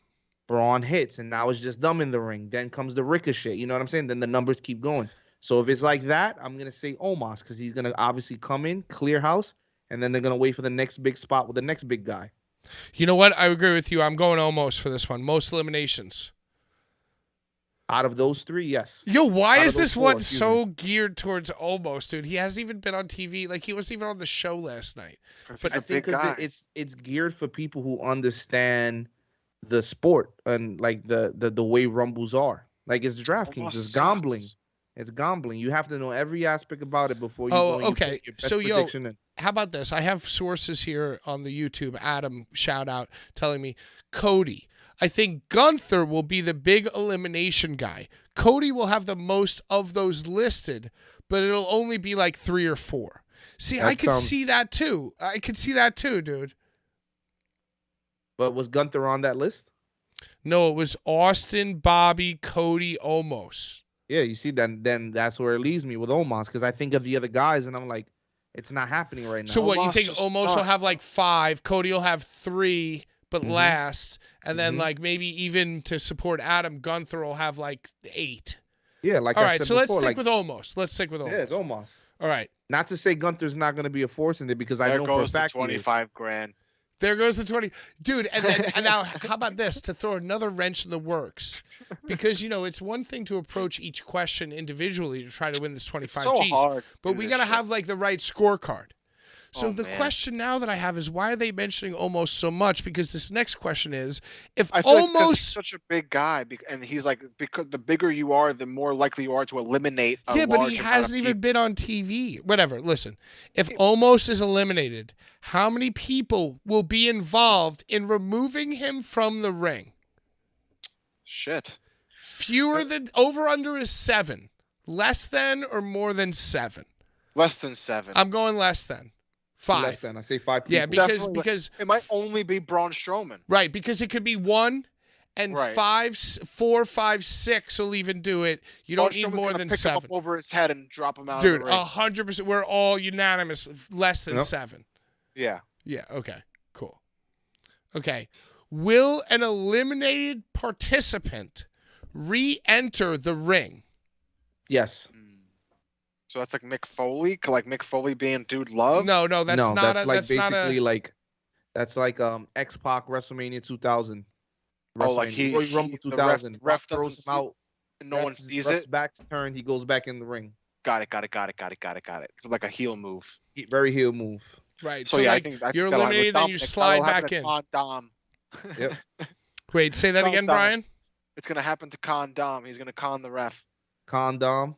Yeah, he's gonna. Oh, you con the guys ref. think that Dominic Mysterio will be the one who gets eliminated, slides back in? Yeah. That's what I see. What do you see, Sean? Well, listen, man, the possibilities are endless. You say question like that, I think of Sami Zayn, and I think of him saving the Tribal Chief early in the show, and now he has a chance to save him again by winning the Royal Rumble. And he just so happens to get thrown over the top rope, and guess what? Nobody sees, so he slides back in the ring. So I do see it happening. That could be a thing. Okay, so Brian had said yes based on like another scenario. You said yes based on a separate scenario. So now I'm thinking like, okay, there are many scenarios with many different storylines where somebody could slide back in, fuck somebody. Baron Corbin could do it, you know, or whoever, you know. Okay, so I'm going to say yes to this. See, look, Adam says it too. Dom is eliminating Ray. It's happening. I don't know. I don't know if they would do that. Happening because they got their own separate things going. Yeah, that's but why he guess went what? That's why he is Con match, Dom. The marquee match is for them in California, in their home state. Father versus son, passing the torch. Wow, you know, so sick. It's funny because I haven't been considering Dom versus Ray for WrestleMania. It's happened. That's why they moved from show to show. That's why Ray went to SmackDown and was like, you know what, I want to stay away from my son. Their first interaction will be at the Rumble. Their last there's a little fire there, but guess what? It's about to start burning again. We're about to see a dope match. The last time they met, they sent him to jail. Yep. All right. Well, if Dom and Rhea fought Ray and Blank in an intergender tag match, who would be Blank, Brian? Oh, maybe Edge's wife. Oh, I would say Beth Phoenix, but who's his daughter's name? I can't even. Oh, Eddie Guerrero does have a daughter who is in wrestling. No, she was in wrestling. She's a burlesque star now. Oh, she's a dancer. She's a dancer. Also takes a lot of coordination. Sean, what do you think? If there was an intergender tag team matchup, what do you think? I think they've been secretly training her daughter since COVID Mania. Remember, she was on the show and she was with Buddy Murphy. Ray's daughter, you're saying? Yeah, I think quite possibly she's been training for like a year and change. I feel like Beth Phoenix makes the most sense. It does. But you know what? But I could see it. You know, I feel like an Edge comeback is imminent as well. But that's for him and Balor. Maybe Edge and Ray versus Dom and something. I don't know. I guess that's not intergender. They did it already. All right, let's get back to these picks, dude. I really want to win these $25,000. Aaliyah's her name. There you go, Aaliyah. Mysterio. Aaliyah Mysterio. Will any participants of the Royal Rumble wrestle while outside of the ring? Yes. So this is not eliminated people. These are. They go under the ropes. Yep, somebody gets pulled out from underneath. They're gonna do it. They're gonna do an underneath spot, a hornswoggle spot. Well, that also leads into you with your prediction of Scarlett and her grabbing Ray's legs. What is she doing with the leg other than grabbing it? She's pulling him out the ring. See, I gotta tell you guys, my instinct is no. I feel like this question is asking me if I think two wrestlers who are participating in the Royal Rumble slide outside, a la Vince and Stone Cold, and then wrestle outside of the ring while not eliminated. And I think the answer is no. Brock and Lashley. There are 10 spots that haven't been filled for the Rumble. And what they've been advertised already have Raw and SmackDown guys. We may have 2 NXT guys, but let's face it, the other 8 are going to be Bobby Lashley, Cody Rhodes, what I'm saying? Brock Lesnar. Let me ask you this. The question is, will any participants wrestle outside of the ring? Like, let's say that number 19 comes out and somebody who's not in the Rumble or who hasn't entered yet or who maybe has already been eliminated, like attacks them on the ramp. Does that count as a yes for this question? I think so. Because he's a participant and he's wrestling on the outside. I'm viewing it like more... He didn't get pulled out from under the ring. See, I'm viewing it as more like strict. Like it says, will any participants wrestle outside of the ring? So to me, that means someone coming in is a participant. You have to be in the ring to be participating. Okay, but that's what I'm saying. Like, you remember the Curtis Axel where he just like got eliminated? I'm still in the Rumble, yeah. So like Right. that's the question. Yeah, If right. somebody attacks a participant on the ramp, does that make this question a yes? I don't think so because they didn't think, enter the match. No, because even if they get attacked on the outside, they can still enter after somebody else enters. But then does that mean it's a yes? Or I do they think have so. to fight with somebody who also was in the Rumble? It I'm says gonna say no. participants. I'm gonna say no because it's the way on the side of that person not entering the ring and not being a participant weighs too much on that favor. You know what? It I'm going to doesn't- say doesn't- no it too It because doesn't say the amount of participants, does it? yeah, but I'm just going to say no too because I think the logistics are too like Yeah, specific. there's too much weighing on the side that he's not participating because You he know, didn't because even get in the I match. think it could be like that a manager attacks or like somebody pulls out and there will be fighting outside, but I can't say that two guys who are actually participating are going to be fighting outside. No.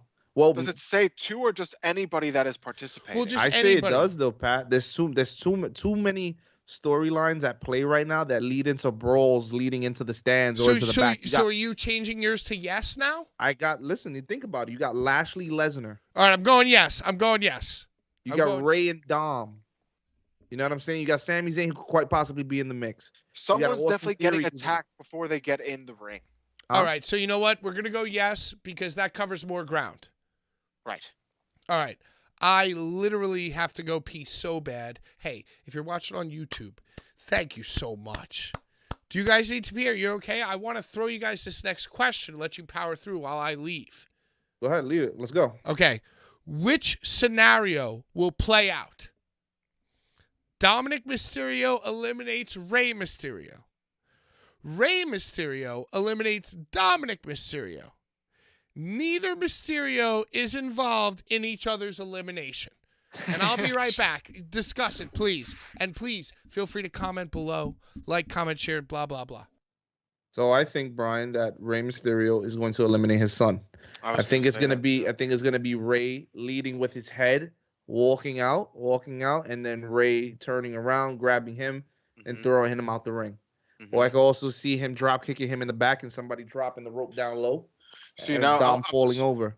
I'm surprised that Rhea Ripley wasn't one of the people that were mentioned to get involved in the Royal Rumble because I feel like she might get involved in that whole thing. I think she's not going to be involved because I think she's winning the Women's Royal Rumble. Two-time winner. She won last year? She won going into 37, the one that was in Tampa. Who won last year? Becky? No, Becky was champ last year. Who won? Was Bianca. Bianca. Right. Bianca Belair won. Facts. So yeah, I think that's what's happening. I think Rey is going to eliminate his son, and I think that it's going to lead into their match at Mania. And I think we're going to start seeing the Judgment Day on SmackDown. And I think because after Rey eliminates his son, they're all going to start fucking with Rey on SmackDown. Yep, but Rey is also in cahoots right now with Karrion Kross. So where does that leave that storyline? You can have the possibility of Karrion Kross joining the Judgment Day. Not saying that he's going to be a part of that group, but work alongside them for the time being. I could honestly see it happening. They're on the same time waves. See, heels coming together has happened before. Yep. So if they're doing the whole family affair thing, we're gonna see Rey Mysterio's wife at Mania. We're gonna see Aaliyah, and I hope to see her wrestle because it'll only make sense that she wrestles. Rhea Ripley smacked her mother, humiliated the family. She also humiliated her. So it'd be the right time for them to come in, do the whole family thing. But it's really a passing of the torch. Do you think Edge will come back and be involved because he was like the original leader of the Judgment Day? I see him and Balor going at it. You know what I'm saying? I don't see Edge having many more matches. I think he said he has a year left, and then he's retiring in Toronto when they get back to the arena. But yeah, I don't think it's gonna be anything crazy. I don't see Beth Phoenix. Maybe Beth Phoenix in the Rumble again, but yeah. Rhea Ripley's gonna have the better outfit, 100%. The butt cleavage. Yep. How you feeling, Pat? Can't hear us yet. Can't hear us? A sphincter. A sphincter. How you feeling? Hi. Better? Hello. Why? Did I seem like I felt not okay? Was I in like bad shape before I left? No, I know how that feels. Feels like you're about to explode. Okay, so first of all, you guys, I think, were discussing Rey Mysterio, Dominic Mysterio in the Royal Rumble. Yep. Yes. Very, very important question from a very, very valued viewer. Who is going to have the better outfit? I said Rhea. Oh yeah, Sean answered it already. It was Rhea Ripley. Well, Rhea the Ripley Bucks. always has the best outfit, but between Rey and Dominic, who's going to have the best outfit? Oh, probably Ray. Yeah, because I think Dom will just go ballas from GTA San Andreas. Yep. Fucking Saints Row. Yo, he's kind of awesome now, too. Like, after we get done with winning $25,000 on DraftKings, I want to quickly run through Raw 30. But Judgment Day looked great on Raw 30. So what did we decide? Which scenario will play out? Dominic Mysterio eliminates Rey. Rey eliminates Dom. Neither one is involved with each other's eliminations. I got to tell you before you answer, I'm going with neither one. I think they're in separate things. I think Rey does a thing with Karrion Kross, and I think Dom does a thing with Rhea and whoever the hell else. But what do you guys think? I say Ray throws his son out. I agreed with Sean. All right, so I'm going with you guys. Rey eliminates Dom. Next question. Will anyone have more than 7 individual eliminations in the Royal Rumble? Yes or no? No. 7. I think Cody might get more than 7. No.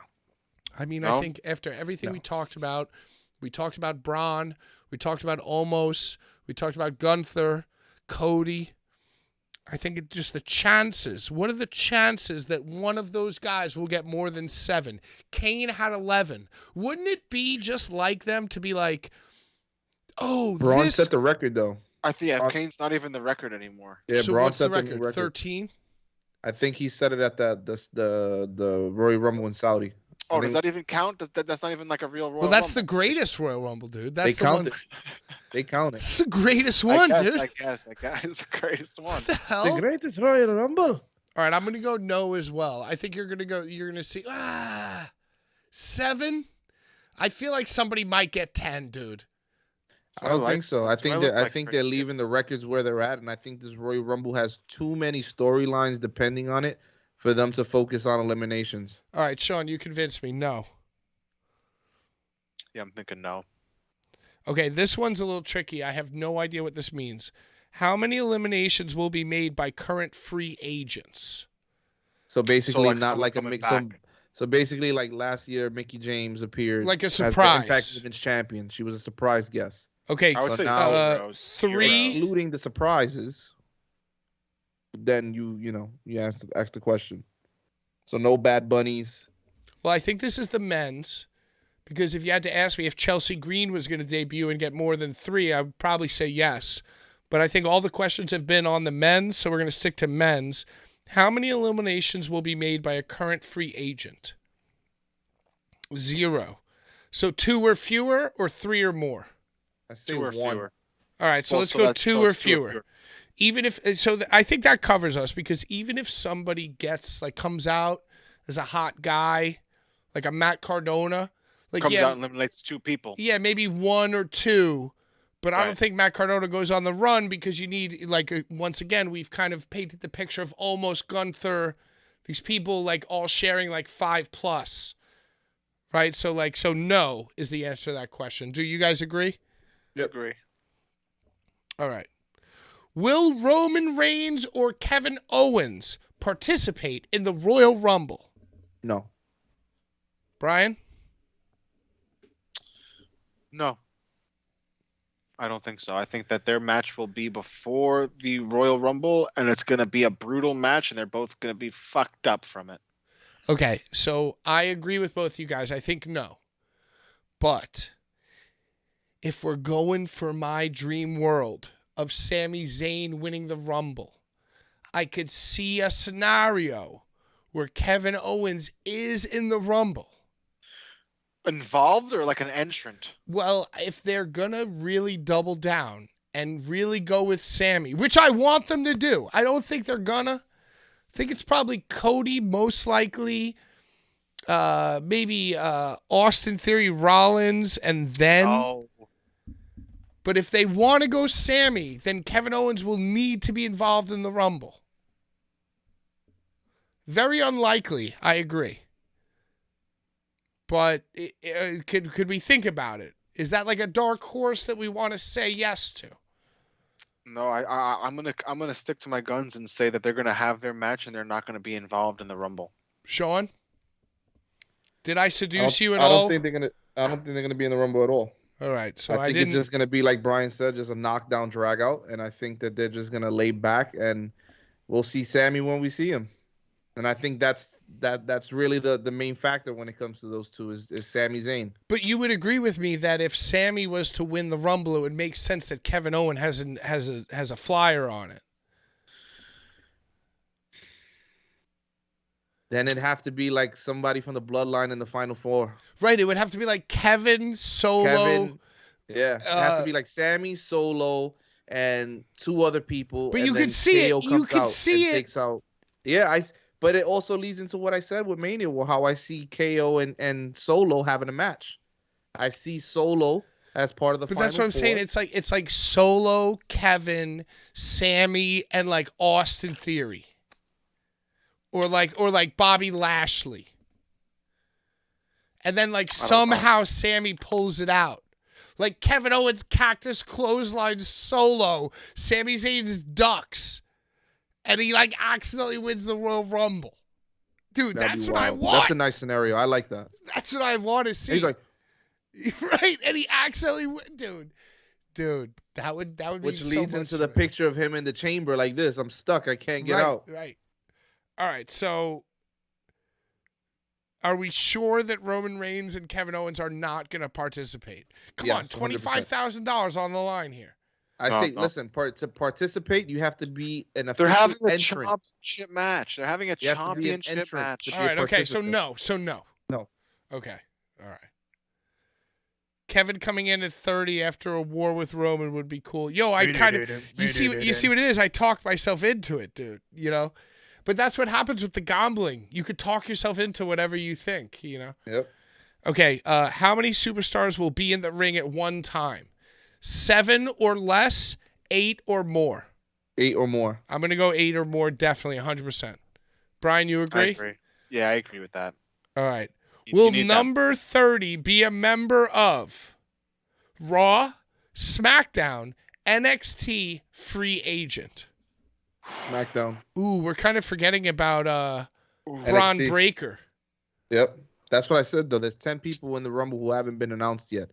I think Braun Breaker and Carmelo Hayes are going to be your two entrants from NXT in the Rumble. Damn, I don't know, All right, man. so I think the way you break this down is you just say to yourself, who do you think is going to be number 30? It's a SmackDown guy. I think I could see SmackDown Solo. has the main show right now. I could see Solo 30. I could see. And everybody's like, oh. Or you know what? I could see Well, if it's Solo, like Rollins, Drew. 30. Solo, Drew, Rollins. I can all see. Yeah, it's a SmackDown guy, Pat. 100% SmackDown. What do you think, Brian? I mean, I think if you're gonna here's where I'm at.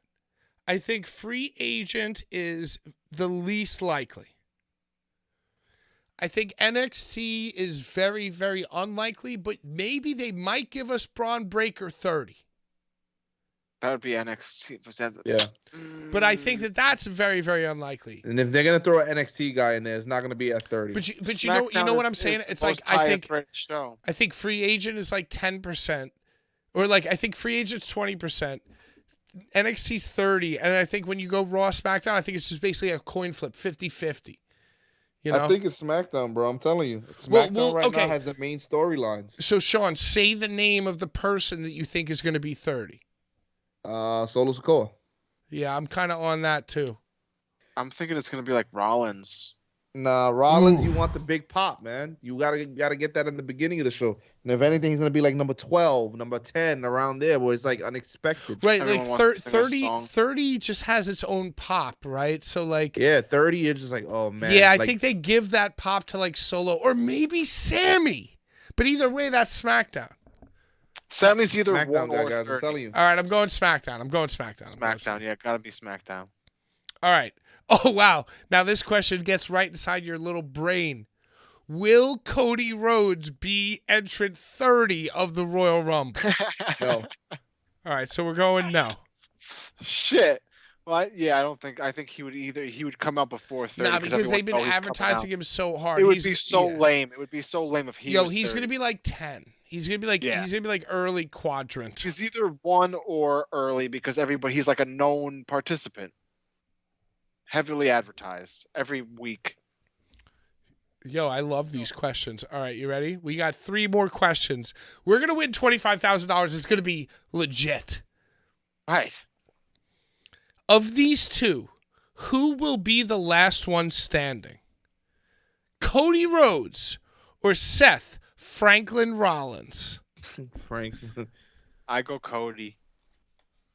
I say you said the last one standing? Who will be the last one standing? Oh, Seth shit. Rollins. Yeah, I'm kind of now you're making me tired. I think Seth Rollins might eliminate Cody. Oh, man. I mean, well, okay. So to me, it comes down to what is the trajectory of Cody? If Cody is going to go on. Who comes out first? Well, if Cody's going to go on to fight Roman, then he handles Rollins in the Rumble and rids himself of that storyline. But if Roman is going to fight Sammy or The Rock or Kevin Owens or whatever, then maybe Rollins eliminates Cody, and then you got a Rollins-Cody match at Mania. So that's basically what you got to ask yourself is, what do you think Cody will do at WrestleMania? Sean, what do you think Cody will do at WrestleMania? I think it's him in theory. For the U.S.? Yeah. Okay, so to me, that means that Cody gets eliminated by theory. Yep. That's what I've been working with. Cody getting eliminated by theory. What do you think, Sean? I mean, Brian. Sorry. I don't know because I feel the theory Cody thing, but then who eliminates Rollins? Anybody. Anybody Corbin. Cody. I guess Cody could still eliminate Rollins, and then Theory could still eliminate Cody. Mm-hmm. All right. That also leads into one of the questions that you asked, Pat. Can somebody be, distracted from the outside? And that could be one of the eliminations. When Seth's distracted from the outside, somebody comes in and eliminates him. Who would distract? Like Seth and Cody don't really have like accoutrement people like around them. Like they don't really have like. That's the thing right now, dude. Is that like look at Royal Rumble 05. Shawn and Kurt Angle had no beef at all, and then just out of nowhere, the snap of the finger, Kurt and Shawn are just going at it. So Shawn in the beginning of the show was having a big beef with Edge that led up to that show maybe 3 weeks in advance, and then now he's in the Rumble. He kicks Kurt Angle out the ring, and then now Angle's freaking got him in an ankle lock on the outside of the ring that led into a clinic at Mania. Rollins is that caliber of an athlete that you just throw him into those matches. So we quite possibly might be seeing a rivalry starting this Saturday for Rollins, because really, if you want to be honest, it's not much happening for him. He's been in the U.S. title scene, but where's that going? That's why it kind of makes me think like maybe they're going to put Cody on Rollins because Rollins ain't really got anything going for him. They've already had like 4 matches though. Yo, guys, we're gonna go to 9:30. Are you guys both okay with 9:30? That's fine. It's almost 9:30. Okay, well, I don't have. Oh, it's 9:07, Brian. But I don't have a family or loved one, so I just want to make sure with both of you guys that it's cool to go to 9:30. Is that all right? We're good. All right. So final thought. Out of these two, who will be the last one standing, Cody or Seth? Brian, final answer. I say Seth. Seth Rollins. All right. You know what? I don't know either way, so I'm going to defer to you guys. 2 out of 3 votes. Seth Rollins. $25,000 on the line. So I was just looking up. The 1990 Royal Rumble. The 1990 Royal Rumble just so happens to be the first Royal Rumble that Dusty Rhodes was a part of, and he showed up at number 10. So my pick is for Cody Rhodes. Cody number 10 enter the Rumble at number 10. A nice solid number but for a you nice still rotation think of wrestlers. So you think that Seth? So okay, I love that. I think that you're right on. If there was a bet for Cody to go out number 10, I'd put $1 million on it because that's a great stat, dude. Great job by you, Sean. Yo, give it up for Sean, dude. Thank you. Everybody follow Ringside Sean at Thank Ringside you. Sean. Everybody follow Pro Wrestling Junkie. Sean does great work for them. Everything's great. Sean's the man. Listen, it brings me into like that's great statisticiansness. But like if you think about it, like so when Cody came back, it was just the drilling of him being at Mania. Then we left Mania. We're done with Mania. And guess where we're going now? Now there's a house show at the Garden. And we make history at the Garden. And it just so happens that he injured himself at the Garden. And they made emphasis on the fact that his dad won the title in the Garden, but it's not really like acknowledged. He won it, and it was a whole disqualification thing. So the title wound up going back the Dusty to its original owner. So as much as, you know, you don't like to say it, he's living in the shadow of the American Dream, Dusty Rhodes, and he's living up to the name. So I see him coming in number 10. Dude, number 10 is a guarantee, dude. You doing nailed his thing. it. Yeah. And doing his thing. It's a good number. It's a nice, clean house number. Number 10, Final Four. The only question is, does he go with Roman or does he go with Rollins, to me? Or like you said, Austin Theory is possible too. United States champion, you know. His dad Captain has a America US title in NWA. You know what I'm saying? That's a title you want to have. I don't think he did he held but here's the question though, dude. Who's the last one standing, Cody or Rollins? Seth. Okay, so Seth eliminates Cody basically. Mm-hmm. All right. That was great. Love it. Next question. Will the match be won by a former Royal Rumble winner? No. Why? Because who do you think is going to win? Just give it to me. Sammy. Whew, wow. Dude, if Sammy wins... I'm running high on this prediction that I have that he's going into Mania. So if Sammy wins, that will be someone that never won. And if Cody wins, he's never won it, right? He's never won it either. I feel like those are the top two to like win it. Has Seth ever won it? Seth won the 2019 Royal Rumble. And Austin Theory's never won it, obviously. No. All right, so the question is Seth going to win, yes or no? No. All right, so we're going to go, will the match... You said something about a shield thing happening at WrestleMania. Like Roman versus has Seth. Bobby Lashley ever won the Royal Rumble? He has not. All right, so I think no is the best bet. I think because the only one I can think of really had too many repeats. Maybe Brock or Rollins. Brock won the Rumble last year. Oh, well, that's what I'm saying. Could it be Brock? Maybe. No, I'd goddamn kill myself. I think if the smart thing for them to do right now is, like I said, and I'll keep saying this thing until I'm old and blue in the face, they need to have Sami Zayn win the Royal Rumble. They need to have him go in the chamber and defend his title opportunity. Oh my God! God bless. To go into your WrestleMania lips, and win the title. Your lips to God's ears, dude. That would be must-see TV for me. That is a story worth picking up. That is something that the next day, when you get on that plane at 4 a.m. to head over to Good Morning America, you tell them how much that meant to you. Yeah, right. I was the honorary use, and they threw me to the side, and I just tried to defend them, and I just wind up in a title match. And now look at me. Right. I'm here at Good Morning America, and then to support the greatest city in the world. I'm just Sami Zayn. And then to support your graphic of Elimination Chamber. Dude, it's like it would be so silly of them not to put that guy in the limelight. Like, that is somebody that I'd want on my billboard. I feel because you know what? I'm sorry, Brian. Go ahead. Once he has the championship, I feel like it would be lame. I feel like him not having the championship and him. No, but it would be like Mankind, dude. It would be like Mankind. He'd lose it like the next week. It'd be fine. Nah, I don't think so. Look how Kofi had it. Kofi had it for quite some time, and I'll be honest, I wasn't as cool as it was to see Kofi win the title. I just don't think it was the right time. I don't, and I think this is the right thing to do. This is the right person to put the title on. I feel like Kofi's storyline was forced. My WrestleMania dream in like 6 months ago was Cody Rhodes, but now my WrestleMania dream is so very much Sami Zayn. It is, man. That's really what I want. Don't separate the titles. Don't do anything. Have Sami Zayn win it, and then you could fuck around and give me the Disney Plus TV and have Sami separate them, whatever. It doesn't matter even what happens next. It's just give me Sami winning the Royal Rumble improbably, and then like going through a bunch of drama, having to survive the Elimination Chamber. Yeah, dude, that's what I want too, dude. Yo, Sean, I'm right on the same page with you. All right, we're so close to winning the $25,000. We've all agreed that will the match be won by a former Royal Rumble winner? No. Okay, so final question. Which entrant will win the Royal Rumble? 1 through 17, 18 to 25, 26 to 28, or 29 and 30? 18 to 25.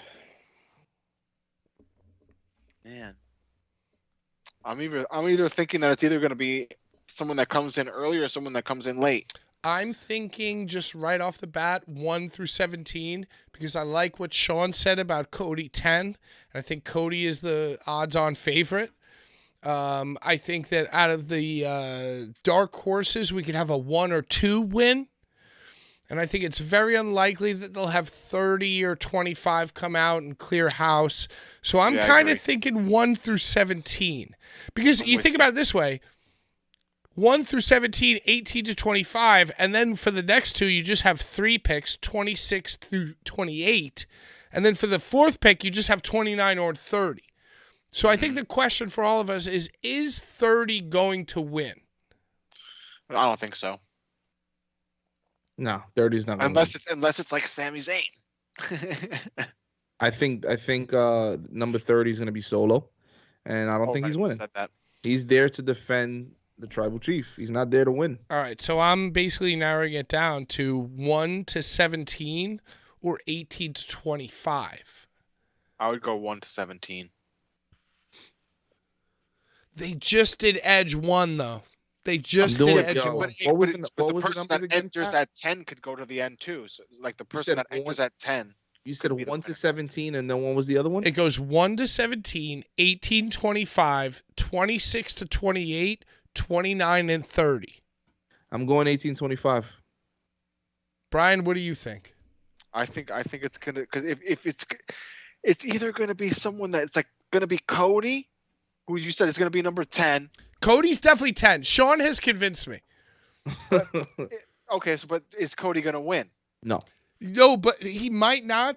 But he is the odds-on favorite. Like Cody's at I know sports gambling. Like anytime touchdown scorer, every other participant is like plus money. Cody's at like minus 100 to win the Rumble. He's the odds-on favorite for sure. He's like 1-to-1 odds to win it. Do you think that Sami comes in at 30 and steals it? Like he'll come in at the last second and then he'll what win are the chances that we all want Sami to win it? They're actually going to do what we want. Those odds are probably 1-to-4, 4-to-1. You know. So I think it's going to be. I think the past few rumbles, a lot of the winners have been between the numbers of 16 and 30. The last time we had a number 1 was Edge. No, but we had Edge like only 2 years ago. So I think it's still too early for them to do a number 1 or number 2 or anybody between 1 and 10. So you think? I think it's going to be either 18 to 25 or quite possibly 1 to 17. Well, 1 to 17, if Cody's 10, maybe Seth is 12. Maybe he's 11. And then they're in the ring by themselves. All right, so we're definitely, none of us, out of the 3 of us, none of us are on 29-30.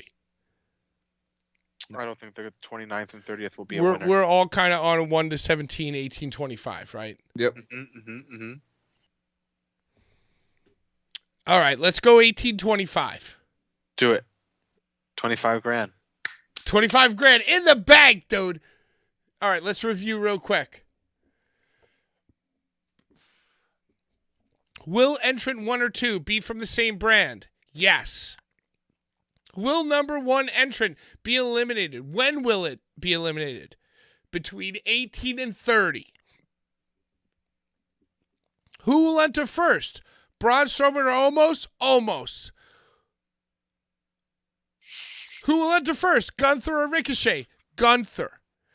Who will have more eliminations? Austin Theory, Bobby Lashley? Bobby Lashley. Who, if anyone, will interfere in the Rumble? Paul Heyman, Scarlett, MVP, JBL? I fucking overruled you guys. Scarlett. Who will have the most eliminations? Omos. If Omos is eliminated, how many people will be involved? Fewer than 7. Will an eliminated participant re-enter the ring? Yes. Will any participants wrestle while outside the ring? Yes. Which scenario will play out? Rey Mysterio eliminates Dominic. Will anyone have more than 7 individual eliminations in the Royal Rumble? No. How many eliminations will be made by the current free agents? 2 or fewer. Will Roman Reigns or Kevin Owens participate in the Rumble? No. How many superstars will be in the ring at one time? 8 or more. Will number 30 be a member of Raw, SmackDown, NXT free agent? We went SmackDown. Will Cody Rhodes be the 30th entrant to the Rumble? No. Of these two, who will be the last one standing? Cody or Rollins? Rollins. Will the match be won by a formal winner? No. Which entrant will win? 18 to 25. Whew. Let's get it. You guys good with that? Let's get it. $25,000. Let's get it. Dude, I mean, I just feel like I can already feel this $25,000 throbbing in my bank account. It's going to go right in. Just right in. Direct deposit. Booyah. Hell yes. All right, real quick. Let's talk about Raw 30. Well, you know, I highly enjoyed it, and I thought it was awesome. I did think that it was weird that the only lady legend was Medusa, and the only ladies match was like the shortest and like worst match of the night. I kind of hated that they did that swerve there. I think the cage match is going to take place at the Rumble. So you think it was just like, I mean, even still, it was like a lame thing. I think it was a lame thing for the show. Yeah, it kind of sucked. I'll be honest. I was actually anticipating a cage match. And Well, dude, you know- the only legend was Medusa. Like, where was yeah. Trish, Lita? Where the fuck were all the ladies at? I mean, nobody's available. That's weird. I definitely hated that because the way that the show started out with the Sami Zayn tribunal. So right? good. Like, and you know, dude, those guys are living it. They were like crying. Yeah, like no, it was Sami amazing. Zayn was Amazing in shit. tears, dude. And you know what? Jay was too, dude. Those guys are just on it right now. Those guys said- are electric right now. My defense is I have no defense. Yo!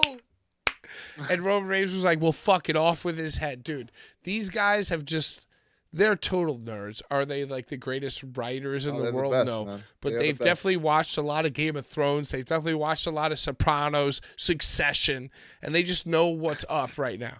Oh, yeah. And dude, that was so awesome. That was so sick. And then they had the tag match, right? They went right into the tag match. And then, so even though I think that the Judgment Day is lame, because the show was just on such hot fire for me, like when we came back from commercial, the Judgment Day is coming out. I'm like, yo, this is dope. Let's go. Let's go. Judgment Day versus the Usos. Let's go, dude. You know, and you know, another guy who's on another level right now, and I hate to say it because I know he's like a slide into the DMs of your girlfriend cuck, but Damian Priest is on another level right now, dude. What? Oh, Damian Priest, he's like, yo, if the Playboy Mansion still exists, he'd be like going there for a pool party, you know?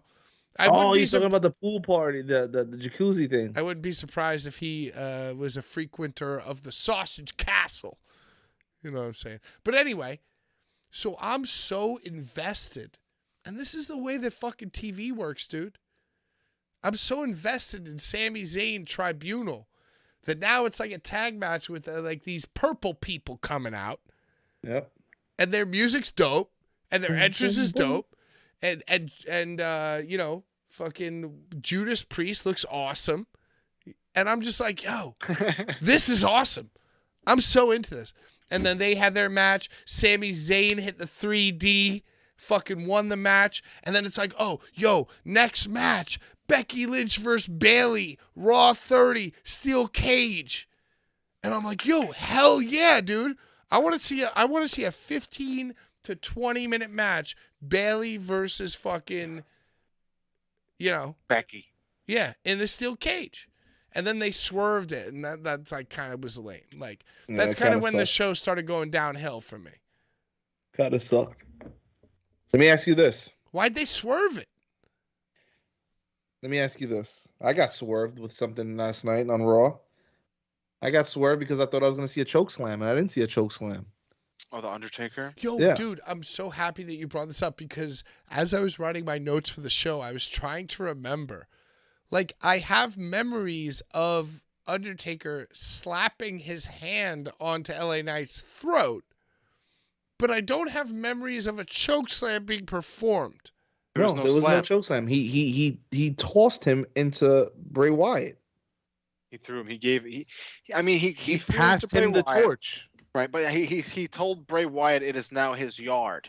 That's what he said? Oh, my God. That is out of town! He told Roman Reigns the same thing. And the guard at the last house show that Undertaker had, it was in the Garden, and it was like July, maybe like 2-3 years ago.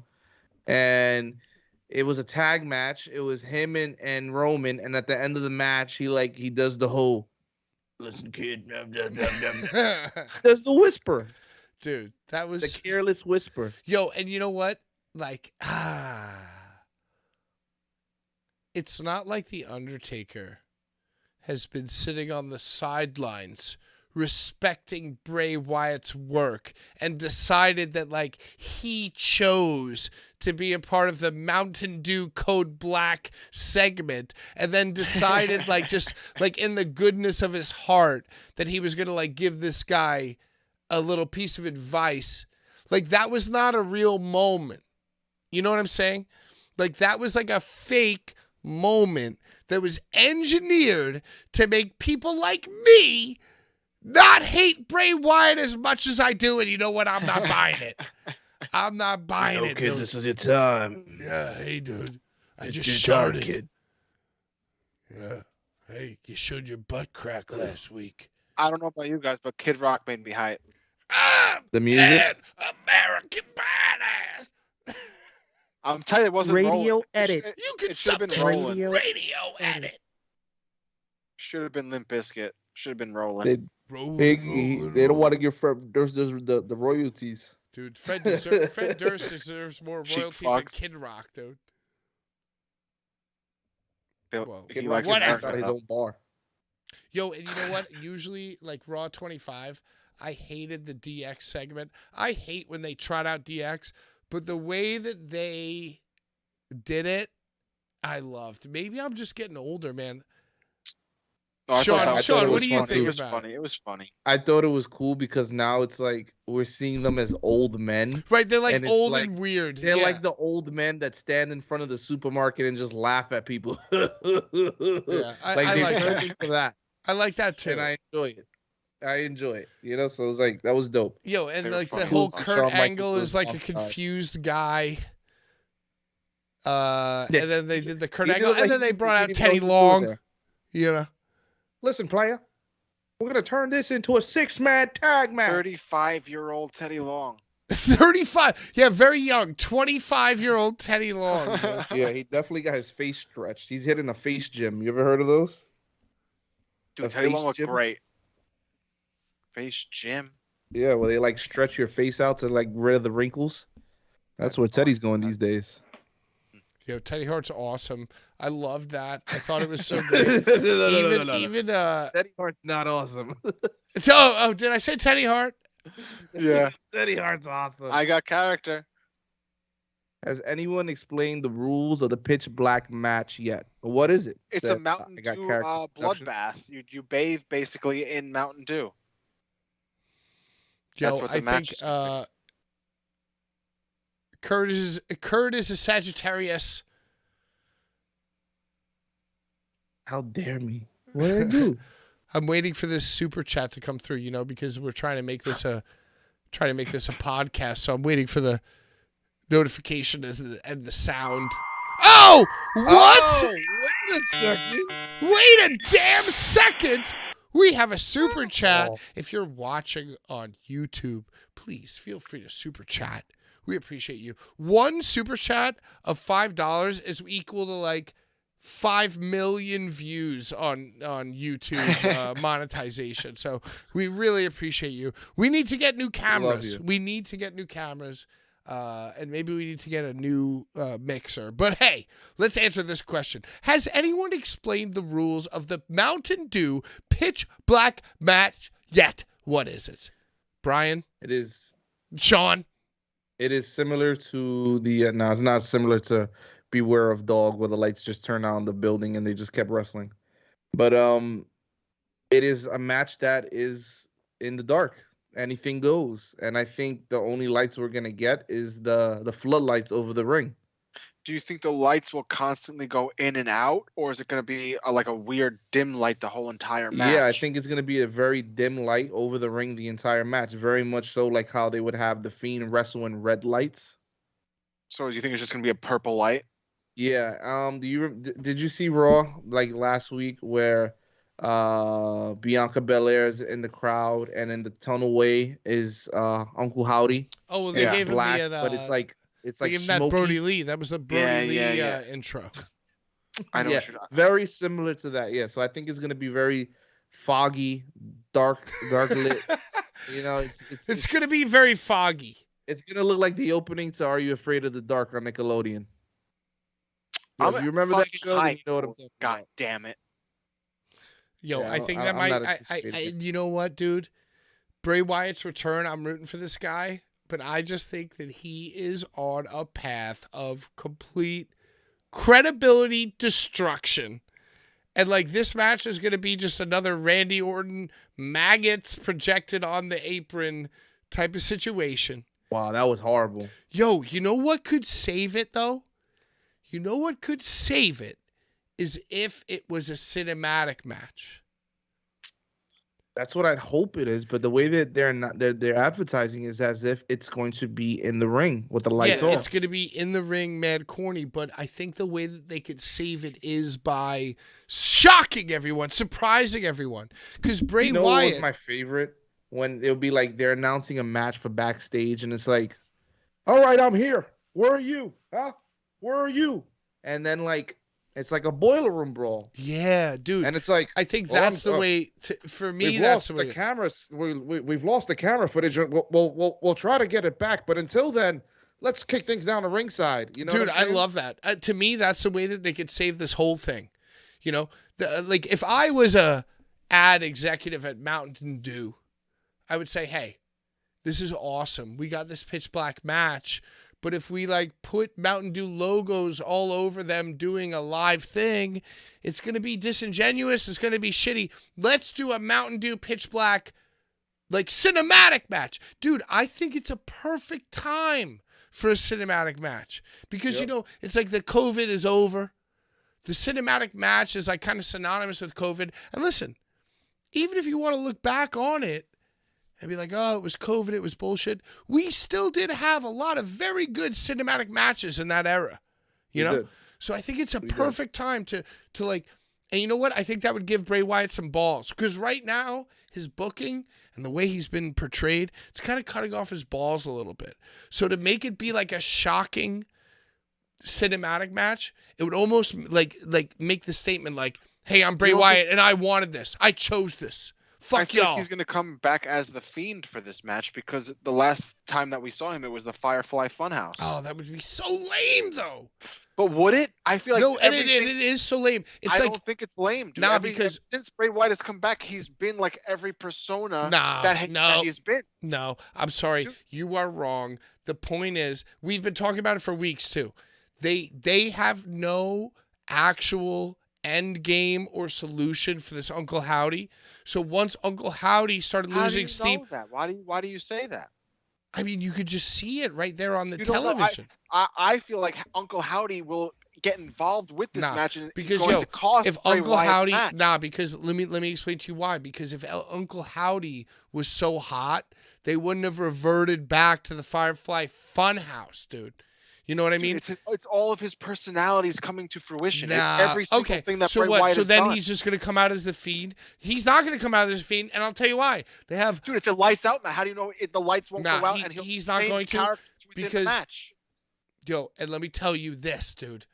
Man, you're pushing me to my goddamn psychological limits here. Let me try to explain this, right? Last night on Raw 30, when you had LA Knight in the ring, and then there was the Dong, then the Fake Out, and the American Badass, right? Right. Then the next big thing they were facing off. LA Knight and The Undertaker, they were facing off, right? So the whole point of that was to put Bray Wyatt over, right? So then the next thing that was going to happen is that Bray Wyatt was going to cue in, right? So, The Undertaker has the gong. So what does Bray Wyatt have, right? So instead of having the insight and the fucking brilliance to maybe have Bray Wyatt's intro kind of cut, maybe they edit Bray Wyatt's intro so it's more hard hitting, But because it's Bray Wyatt, and because he's a fucking loser, and because he has all these very specific ideas about the long and dramatic way that things need to be presented, the way that they cut in with Bray Wyatt was with the slow piano. And then so what happens is his entrance. No, but Sean, you know what I'm saying, right? So so when the dong hits, everyone goes, "Oh, awesome," right? But then Bray Wyatt cuts it, and the thing, it's not even supposed to be about The Undertaker, right? It's supposed to be about Bray. So Bray has a chance, right? There's a small window for him to make a serious impact. But instead of making the choice, and I don't know whose it was creatively, but instead of making the choice to make a big, loud impact right there in that moment, they decided to do the slow, dramatic. It should have been lights off. Right. Lights go on. He's in the ring. And it's like, oh, now he's doing that too? Yeah. And instead, they played his regular match entrance music, which is very long-winded. And listen, for a match, for a big match feel, for this pitch black whatever, okay, hey, let's start out with it's Code Orange. Piano and bass. Piano and bass and guitar. A little bit of singing. Okay, now the lights change and the beat's on. Oh, another 10 seconds. Now we come out, right? But that was not what should have happened last night. To me. Am I bugging? Have I drank too much? 9%? No, that's honestly what should have happened because it drags and it's it's another reason for you to be you know what? I don't find this interesting. Both of you just ate Bray Wyatt. And Sean, that's exactly where I'm at, right? Because it's not that I'm necessarily looking for a reason to shit on Bray Wyatt more. I'm more or less looking for a reason to like him. And right there, that window, okay, whatever. It's not the coolest shit in the world, but it's LA Knight and American Badass. They hit the nostalgia. They were doing good. And okay, it's Bray Wyatt's time.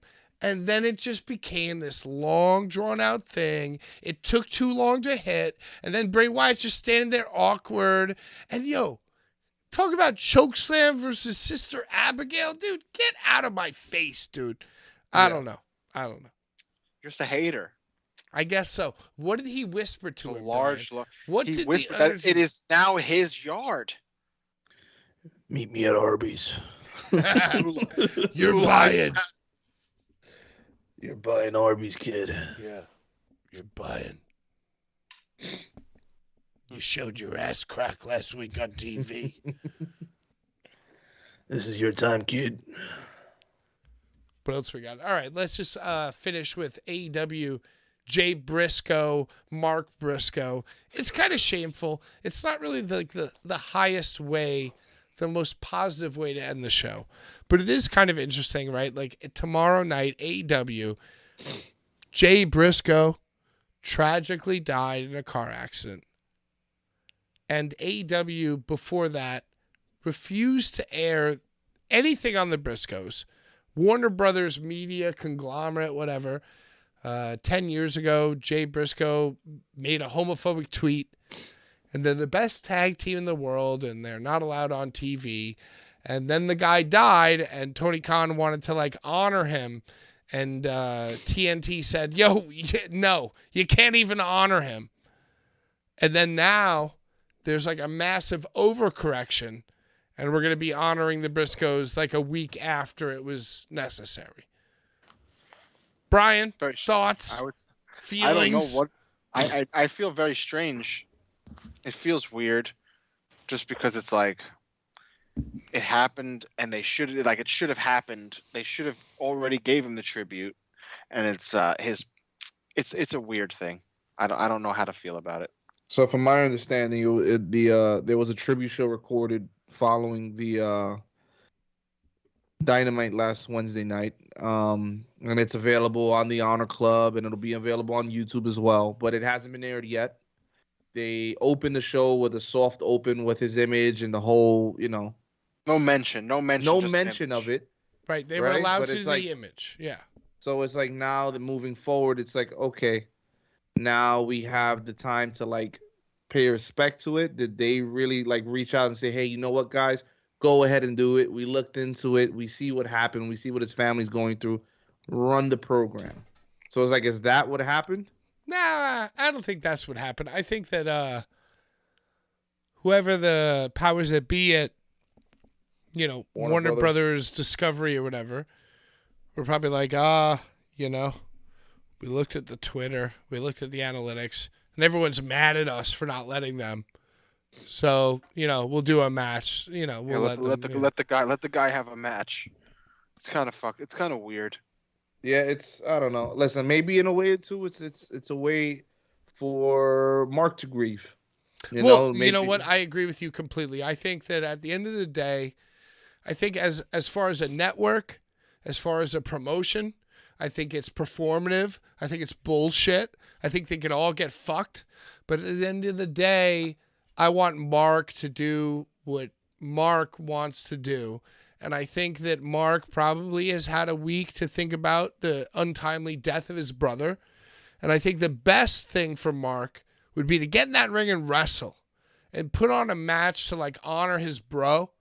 Mm-hmm. And I think that like even if I don't agree with that sentiment, I think that Mark feels that way. So it's like, all right, do I necessarily want to like watch this match and fucking cry?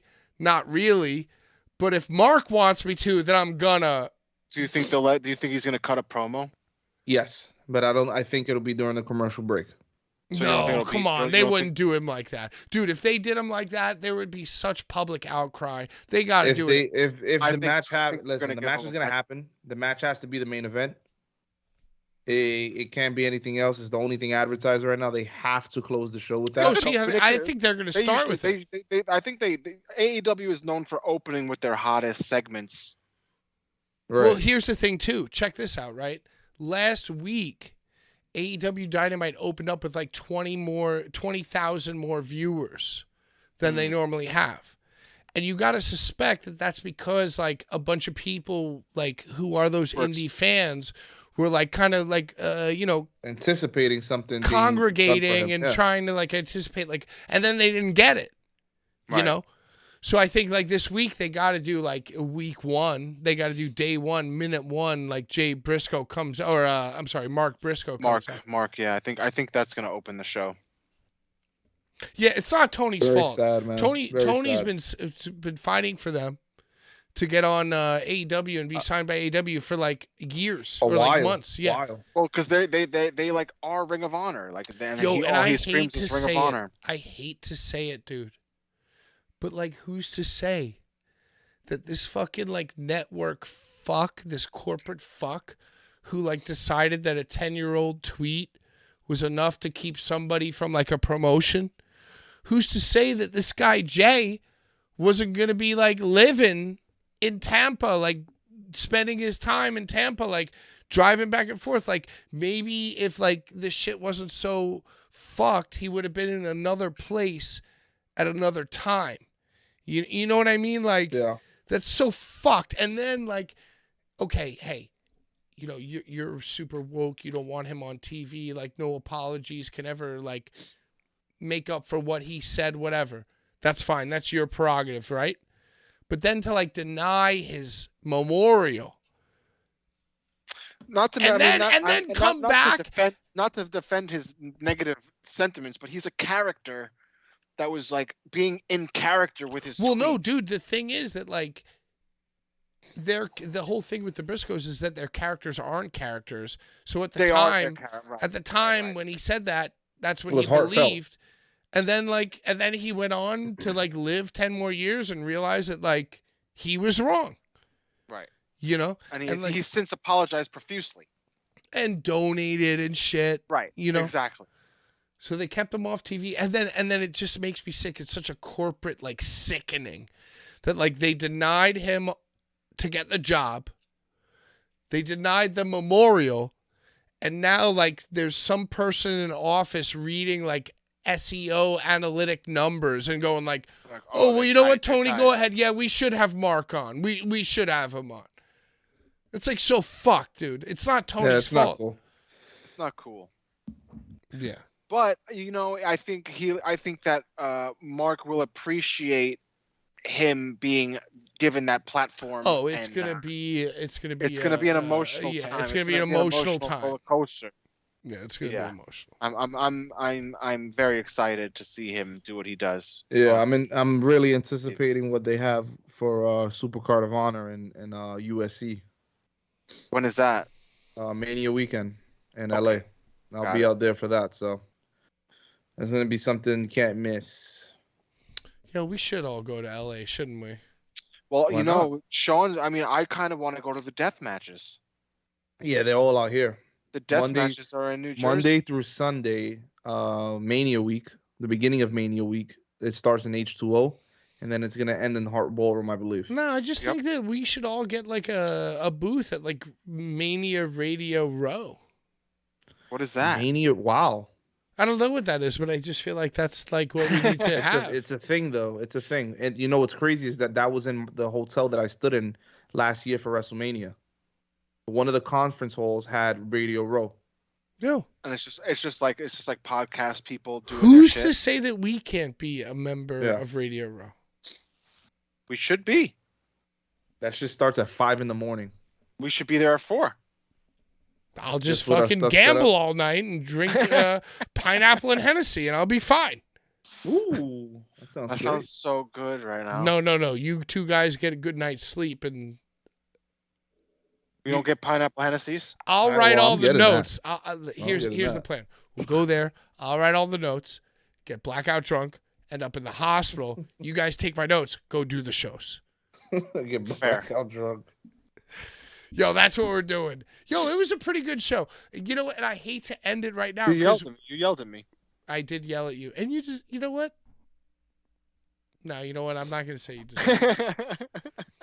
You know, it's so funny. We're going to end the show on a viewer high of 15 viewers. Love that. I love that. That's awesome. But is there anything else to really talk about? Sean, plug the PWJ. What's going on with the cards? cards? Shout out PWJ. We got some really dope stuff. Go grab a Mosh and Akira card. We got a Logan Brogan Finley, Fit Finley Son cards drop with us. We got some dope stuff coming. We got East and West Express, which is Jordan Oliver and Nick Wayne dual card coming up, and we got some cool stuff coming up. I've heard some talks of a John Wayne Murdoch signing. That quite possibly may be happening. Sean will travel to Indiana to grab his blood. Got to collect the blood. Well, that'll be done in AC, so that'll cut the travel cost in half for me, I guess.